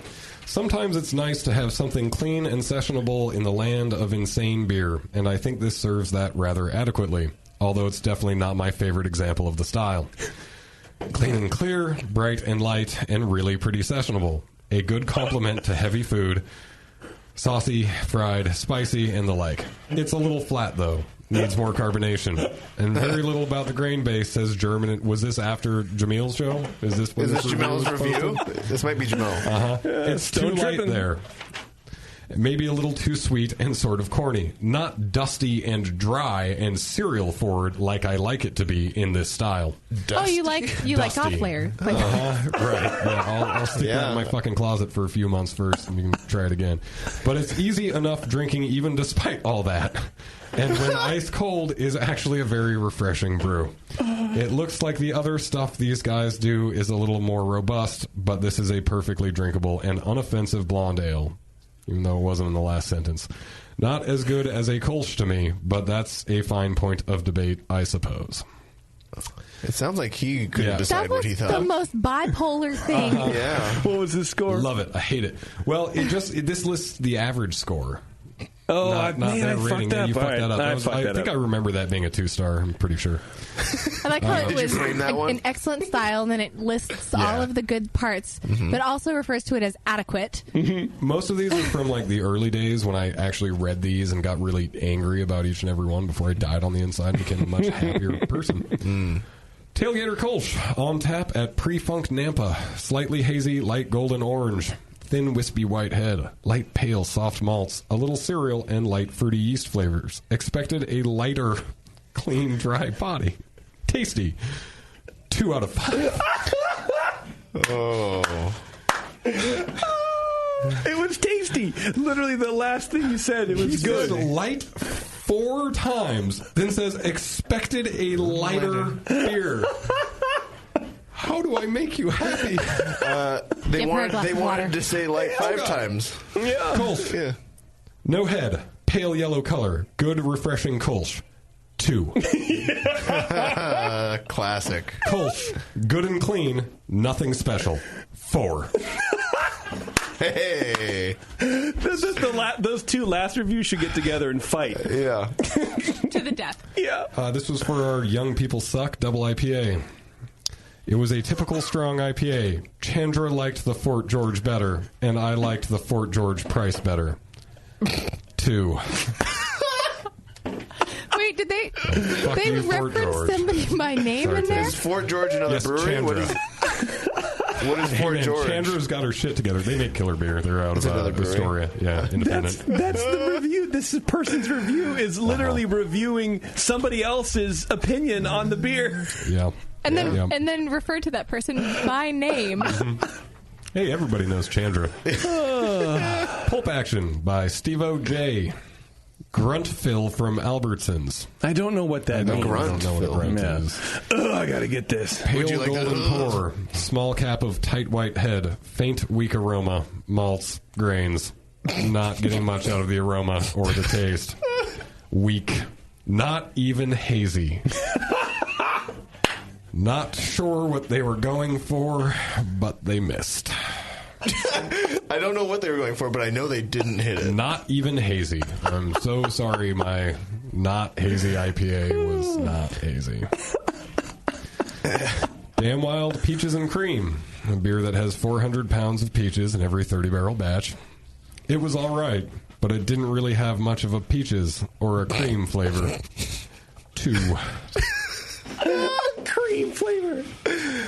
I'll give you my fucking cream. I knew that was going to somehow degrade into that. So do you think you could fit a couple hundred more pounds of peaches? I literally don't. I cannot fit more peaches in the tank. Maybe Stony J176969 can come help me pack them in. Laser Gator 420. Pink lemonade. I don't know. I think. I don't know. I think it's a decent sour. Not too unusual, but pretty much what I expected. It didn't have the synthetic pink lemonade sting, which I'm happy about. 3. How do you start a beer review with I don't know? How do you do that? I don't know, but it's what I expected. Right, exactly, yeah. I expected to have no fucking clue what I was talking about while I wrote Didn't this they say review. It's not unusual? Not unusual. Yeah. But pretty much what I expected. Yeah, right. That's a person who goes, where do you want to go to eat? I don't know, whatever you want to go. Well, let's do here. No, I don't want to do that. Damn Wild Pink Lemonade. Wild indeed. Not bad if you like sours. 3. Good review. That's going to help a lot of people figure that one out. God damn it. This is a review of our 100% corn double IPA, Amazeballs. Not an especially good tasting beer, but definitely interesting. So much corn in the smell. Taste is not really like beer. Lots of corn. Sweet taste and no alcohol taste. It's 11%. Had on tap at Imperial Bottle Shop. 2.5. I'm sorry, my 100% corn beer tasted like corn. I know it was pretty. Is there any way he could have known that, or they could have known that? Flat Tail Bulletproof Zest. It's literally just T's. It's just T's. Oh, that wasn't you stuttering. It's just the letter T over and over again. Rated via Beer Buddy for iPhone 3.5. It is. It's like 25 T's, and then that's it. It's a good review. This is a review for our GABF Bronze Medal Breath Beer, Damn Wild Marionberry. These sour-ish beers are growing in my. It does have a nice fruity aftertaste! 3 stars. They're growing in there. They're growing in my. Yeah. They're growing in my too. God, that's a good name for a beer. Growing in my. There you go. Cyanide and Happiness. That was a collaboration we did with Cyanide and Happiness. No, we didn't steal their logo. Please stop emailing them telling them to sue us. It's been 3 years. It's getting really old. They're emailing you telling the other brewery to sue you. They email them this comic strip telling them, like, hey, did you know these guys are stealing your logo on this bottle of beer that says a collaboration between you guys and this brewer? Yeah. Carbonation looks fresh, despite sediment in bottle. Carbonation. That's some fresh carbonation. Because that all makes sense. Floral, citrus, apricot. Sweet, fruity liqueur notes. Might be an old beer. Herbal, nectarine. 3. Might be an old beer, yeah, but I'm going to go ahead and rate it. The beer might be old, but the carbonation's not. It's fresh. Didn't see the date on that, but that's another beer we haven't bottled in 3 years. When did just shouting out what you taste become a review? Apricot. Herbs. I just like that the carbonation looked fresh. Yeah. You know. Yeah. Hey, man. Carbonation looks stale when a beer gets old. Everyone knows that. Well, that was disheartening. Oh, Dave. Reviewers are great. I will say, to be honest, I had a hard time finding these reviews. It took me like an hour to put all these together. Well, so you actually have some moderate, pretty good reviews out there, dude. Didn't see any in that list. No. Except for that's not the point. It would have been funny if it was like, this is the best stout I've ever had in my life. If I could rate it 12 stars, I would. 2 stars. You want to keep these? Nope. You don't? Sure? Yeah, they're all yours, buddy. Oh. All right. I'll throw them away. Surprised we're not framing them. There are framed copies if you'd like those. I do have a question from the chat. Oh. Question. You want to bring this back down? Mm-hmm. Okay. I rarely stay up that long. Are there any, quote, distributors that own that they are simply logistics, that don't have real sales force but connections with cold storage warehouses throughout the U.S. and the licensing to move beer where it needs to go? So a brewery in Oregon could get beer to an account outside of what makes sense for its self-distribution territory but doesn't take 30%. Well, here's the problem. Does that make sense to you? Yeah, I get what he's asking. And I think you can add a little bit to that and make it feasible. You can't just ship beer to a warehouse because it has to get somewhere. And you can't expect people to buy beer if you don't have someone in the market. So having a warehouse where brewers ship beer and then people just drop it off doesn't work because no one's going to buy it. In the current climate, I mean, we have almost 300 breweries in Oregon, and we have the population of Sacramento. So, The whole state is just the population of Sacramento? 3 million people in the entire state of Oregon. That's, I believe, Sacramento County has... Wow. Somewhere close to that. Anyway, I'm going to Google that to make sure. Google that shit. I would have guessed the greater Portland area would have had... Portland has 600,000. According to the Winterwebs, you have 4.143 million. Wow, you were way off. Only off by a million. Come on. It's small numbers.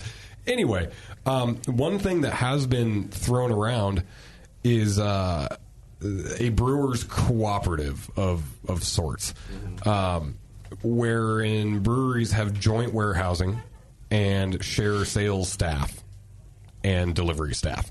And Sacramento County has 1.5 million. Really? Was it? Okay. Fucking Can liar. we go to San Francisco, maybe? How about that one? Maybe I got my counties. one of the cities in California. Just keep going until I'm right. That's what you're here for, right? The San Francisco Bay Area has 7 million people. There we go. So we have about half the population of San Francisco.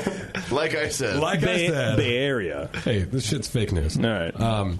Anyway, a brewers cooperative is something we've talked about, but you can't just have a warehouse. You have to have people to drop off the beer, and you can't just have people dropping off the beer. You have to have people to sell it. So whether that's self-distribution or a distributor, it kind of has to be one of those two until someone comes up with something better. Hear, hear. All right, Dave, good job. I think you did great. And makes one of us. Sorry for making fun of you through the whole show, but hey, it was worth it. You know, I enjoyed it too. I enjoy these moments we have together. Few and far between. Warren. Yes. Let's do the Twitter game, please. Okay. And then we can leave. Oh, great. Highway to Health. Oh, well, okay, let's do the Twitter game. No, let's do Highway to Health. Go ahead. First. Go ahead. Let's do Highway to Health, whatever that is. So, things that don't make me want to blow my brains out. I do a charity every year, and as you guys can probably guess, it's a motorcycle ride. So basically, the gist of the whole Highway to Health program is that I ride 1,000 miles in a day, Corvallis to San Diego, and I collect per mile pledges. Right. That can be 10 cents a mile, that can be 50 cents a mile. Our biggest donor both years has been $1 a mile, which obviously works out to about $1,000. And this is the second year doing the charity, and we had just an absolutely blowout success. It was a tough year to be organizing this on the side, if you listen to any other part of the show. But we still managed to raise $10,300, 100% of which goes directly to the National Brain Tumor Society. Wow. Nice. That's great. Yeah, we raised $8,000 last year, $10,300 this year. Our goal is going to be $15,000 next year, and the ultimate goal is to hit $25,000 a year by year 5. So, this isn't just spare change. This is paying part of someone's salary to work every day to find a cure for brain tumors. Brain cancer is one of the most misunderstood and under-researched forms of cancer in the world. But it's also, frighteningly enough, the single fastest growing cancer diagnosis there is. So this is something that, is really kind of close to me. A lot of you have probably read the Brew Public blog.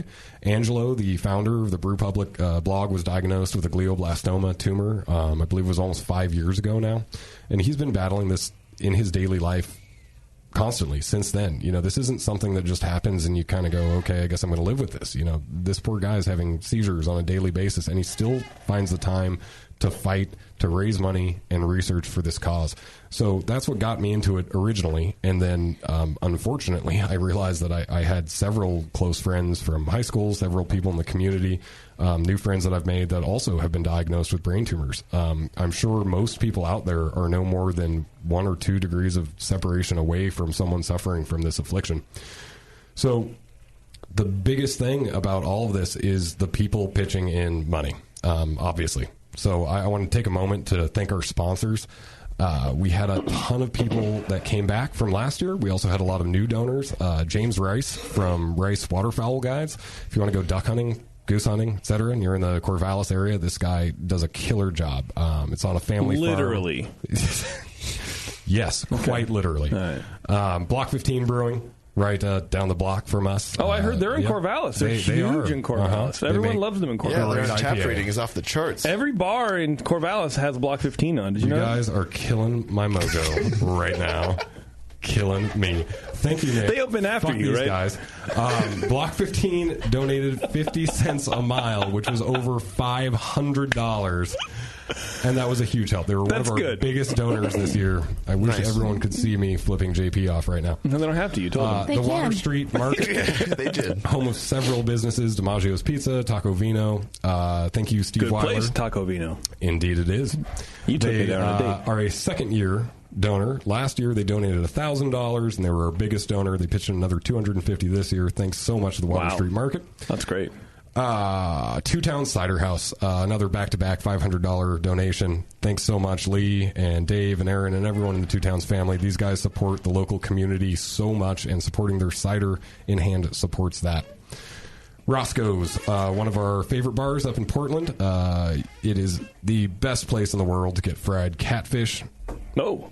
Yeah, and Creole-style food. Awesome beer list. Great. Guess where we're going, Warren. Yeah, there you go. Exactly. And it's like the epitome of dive bar in a good way. All right. You're right up your alley. It is one of my favorite bars in Portland. Cold Fire Brewing. I would say hands down the best new brewery in Oregon, probably in the past 3 years. They make clean, approachable, standard beers. They also make hazy IPA, but, you do what you got to do. Thanks to Dan and Steven. That really means a lot coming back again, and another $250 donation.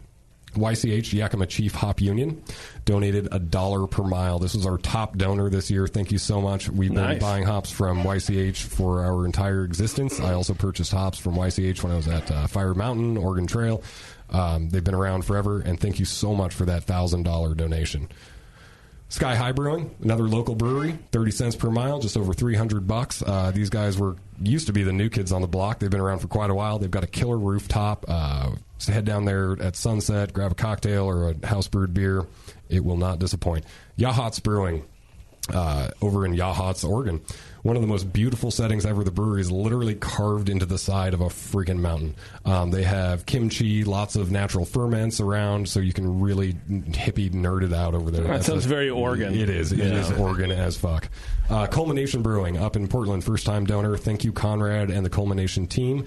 These guys are quickly becoming really, really big. Hazy IPA in general, and they make killer beer. Nectar Creek Honey Wine. Thank you so much, Phil Lorenz Maida. Corvallis Homebrew Supply, another big $250 donor from last year as well. Look at Joel donating some money. Exactly. And JP likes Joel, though, so I do. I mean, that's a bummer. Yeah. But if you want to get homebrew or also an excellent selection of wine, port, and now beer on tap, Joel is literally the best guy to guide you to whatever beverage you want in the world. End of story, period. He also cut a champagne bottle in half with a kitchen knife at my wedding. That's a fun story. Premier Stainless, $500. Thanks so much. We use their keg washer. It is the keg washer to use. If you have a small brewery and you're looking at automating your keg washing process, go with Premier. California Craft Distributors, thanks again. They distribute us throughout the entire state in California. So if you want to get some Flat Tail beer, please call CCD. They also have a ton of other great brands like Cascade, Paradox, lots of good sour, funky beers. Bailey's, one of the most popular tap rooms, and actually the first tap room we ever sold a keg to back when it was Bailey's Tap Room and Chocolate. Not a lot of people remember that one. Probably a good decision to drop the chocolate. I don't need to tell anyone how amazing Bailey's is because it's been on every top 10 bars in the nation list there's basically ever been. Fantastic guys. Go drink beer at Bailey's. Foundation Engineering. If you need your foundation engineered, please visit Foundation Engineering. The name describes what they do. I love it. Very wide spectrum of engineering services that they provide. Bill, the owner and one of our bar regulars, has supported us as a brand since day one. Thanks so much, Bill, and thanks Foundation Engineering. He's engineered your foundation. Well, thankfully he didn't, because I would not be recommending him as much if he did. No, I mean because they're supporting your brand. It's a foundation joke. Yeah, a little word play. Right. A different kind of foundation. It's after my bedtime. I mean, it's not something as good as Bulletproof Zest, but it's still goddamn good right enough. Yeah. Our next donor needs no introduction. Thank you, Roger from Faction. $500. Nice. Both years. Roger has been one of our biggest donors since we started this. When I first told him about the whole program, I'm pretty sure his response was, didn't read it. Yes, $500.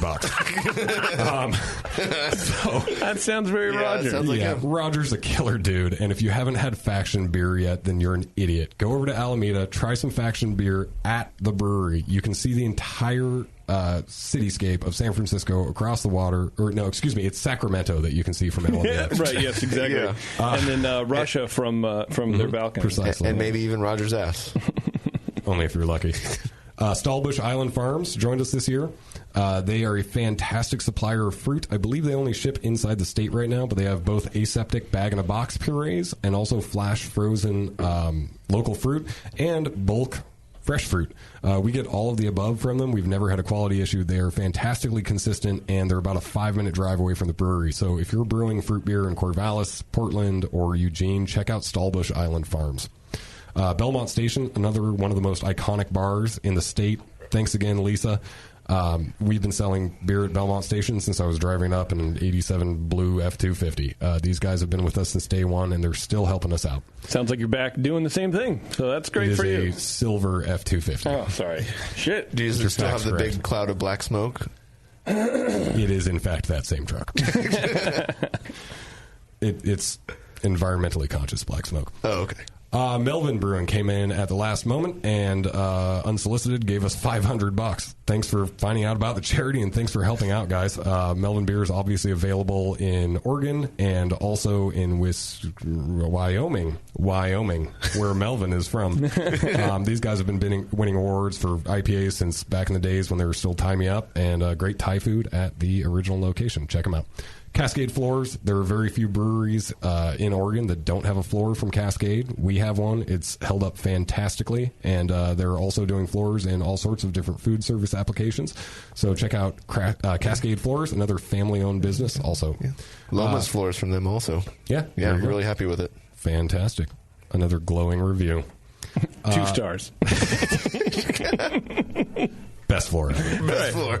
Tiny Smart House is a new company with us this year. They also did a $500 donation, and these guys build tiny homes.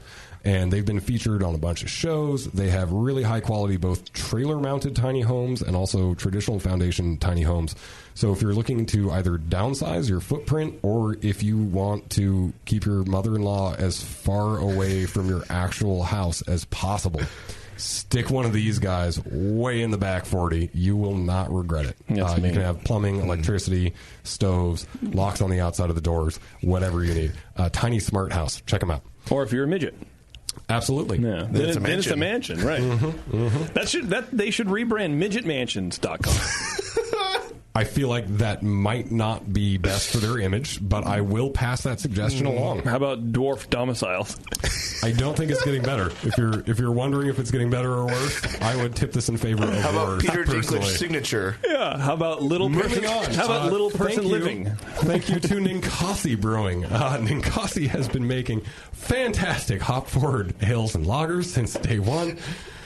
And they are not culturally offensive in any way. Jamie has been a brewing inspiration to me since I was illegally drinking beer at one of his former pubs when I was 16. Thank you so much, Jamie. Seriously, this guy has inspired so many people in the brewing industry. It's ridiculous. And thank you, Nikos, for not shutting up in the face of Pete Coors and telling it like it is. You guys are good for the industry. G4 Kegs, formerly Gopher Kegs, supplying awesome kegs. They're some of the cheapest in the market, but they're always built with micromatic stems, so the guts matter. And if you want a keg that's not going to break down and it's not going to show up rusty, get one from G4 Kegs. Are we we have our last sponsor. Nice. Other than my dad. Thanks, Hobes.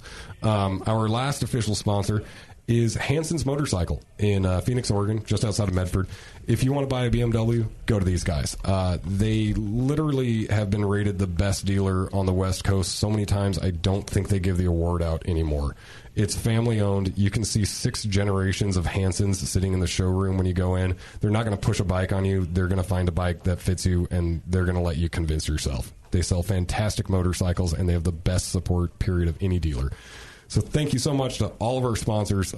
If you want to contribute, we will continue fundraising through the summer, including a Highway to Health Brew Fest that we will be working on for Corvallis Beer Week.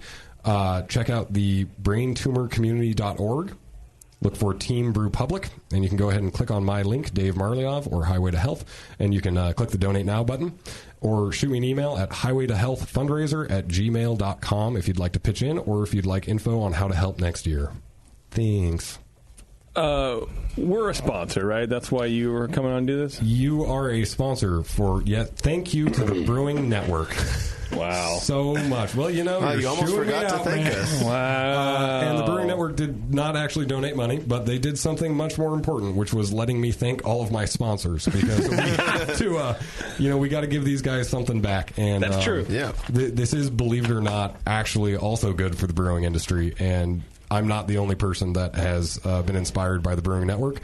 From the moment Mitch Steele shot me down on the air and crushed my dreams and turned me into the person that I am now. It's his fault. I've been learning from the Brewing Network. I still listen. What did Mitch do to you? What happened? Oh, this is a fun one. If you go back, I think it's the first ever Stone show. I had just gotten my first pro brewing gig, which is a term I use loosely, no offense, Dave, in Corvallis. And I basically called in and said, like, hey, I'm this super young, passionate brewer. I'm going to brewing school. I got a pro job. Like, what do I have to do to be an attractive hire to a brewery like Stone? Mm-hmm. And he basically bitched about how everyone else asked him for jobs, and I think you guys laughed at me and then hung up. God, we should find that because Mitch is coming on. Oh, that's amazing. When is a couple he on weeks, here? right? June sometime. Was that the one that said hold, JP? June 4th. Yeah, that new brewery. New Realm Brewing. All that green flash equipment. Which, by the way, speaking of people stealing beer, Mitch had posted something on Facebook, and I was like, hey, dude, I would love, when are you going to get your beer out to California? Because I'm dying with all these warm fermented lagers and these IPAs. And he goes, this is during the Craft Brewers Conference. He goes, I'll give some beer to Mike McDowell for you to bring back to you. And I said, nice. That'd be really great, man. Guess what? Giving him to Scott. Guess what didn't happen? Mike McDowell did not bring any beers back to you. Mike McDowell did not bring any beers back to me. Well, so maybe he still has them because now he's in France, right? I don't know. Maybe when he comes back again, you'll get them. Yeah. Parlez-vous tasty? What's he doing over there? Who knows? Okay, let's do one live read. We got the Twitter game, and then we're gone. And then we're gone.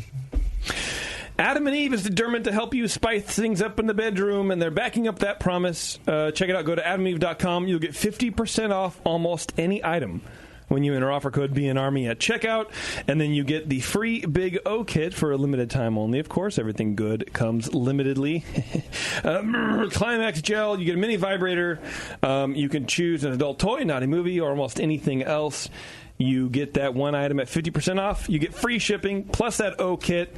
Use code BNARMY at checkout. That's BNARMY at adamandeve.com.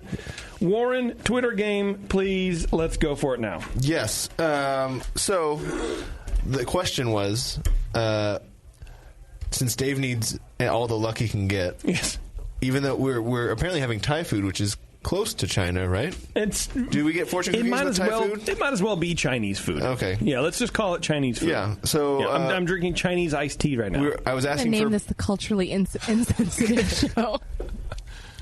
Before I was rudely interrupted, I was mentioning that I wanted suggestions for what we would find in Dave's fortune cookie. Yes. And you whittled them down. I whittled them down. I've got 4 here. Reviews. Okay. Let's go. Let's go for it. Let's see.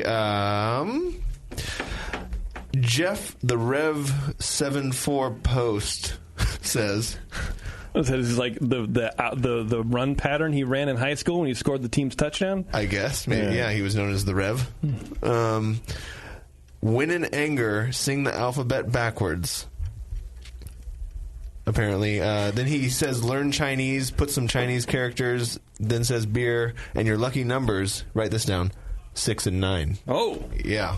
Wow. Solid something in there. You he whittled it. that? Yeah. It was mainly for the 6-9. I thought that was the only redeeming factor. You weren't a Boy Scout, were you? Whittling? Do you have anybody? No? Okay. No, I got it. I remember the Boy Scouts. They don't exist anymore, right? No, they don't. It's scouting via the Scouts? Let's see. Which is fine. I don't care. It's fine. Oh, Lloyd has a good one here. Calling in eliminates having to ride 550 miles on a motorcycle to air the BN stink out of your clothes. Okay. Little life advice. Calling in's for quitters. Then we've got Jeff Angel. Says Jeff Angel. Jeff Angel. Never give up unless defeat arouses the girl behind the bar. Okay. So if she's hot, I guess, then give up. Apparently my wife is attracted to defeat. I mean, at this point, that's just all that makes sense. Yeah. You're not wrong. They hurt most when they come from people. Says the woman married to Sam. Oh, that's true. Burn. Zing. Don't worry, I got you, Dave. You my boo. Then last we have Max, who says, man who comes out with glitter beer is trying to cover up future strip club visit with wife. That's not bad. That's my favorite. Yeah, that or that other one that didn't totally suck. Yeah. Which one was that? Yeah, which one was that? The Never hot, give up the or hot not driving bartender? 550 miles. Or the 6-9. Or, Not the first one. Yeah. Yeah. You want to call it glitter? The glitter one? I'm fine with glitter. Max, there you go. Good job, buddy. I'm the only one who cares, so that's fine. Well, but you cared a lot. And loudly. Max lives in Oregon. I'll buy him some beers and give him a tour. Email me. I'm not going to give you my address, though. It'll be a good tour. Find Dave's email address, then send him an email. Do all of the things But for first, David. you must answer these riddles 3. Okay, we're going to get out of here. Dave, thank you very much for driving all the way down here for literally no reason. You're not welcome. Other than you wanted to. And I think that's great. And I think he hopefully writes off all these motorcycle trips. I think that's why he does it. You have to make money to pay taxes, so... True. Actually, not true. I can show you my taxes. Right. Yeah, I've been doing a it for lot years. of taxes. Yes. We pay Yes, taxes. That's correct. All right, thanks everybody for tuning in. And here, before I go, I should tell you, do we have a show next week, Beverly? We do. We have Peter Hoey from Urban Roots. Yeah, they just had their opening last weekend. I want to get out. I want to get out there. Ask him to bring some barbecue, please, because they do barbecue now. Oh, yeah, I'll get right up. Wow. Huh. She hung up on herself. What a good show this is. This has been great. God, I hate you. God damn it, So she happy figured it to have out. disappointed you all. Is it next week yet? All right, everybody, thanks for tuning in, and we will see you next week. Peace. Justin's a nice guy and winning the race. JP does great as his cherry.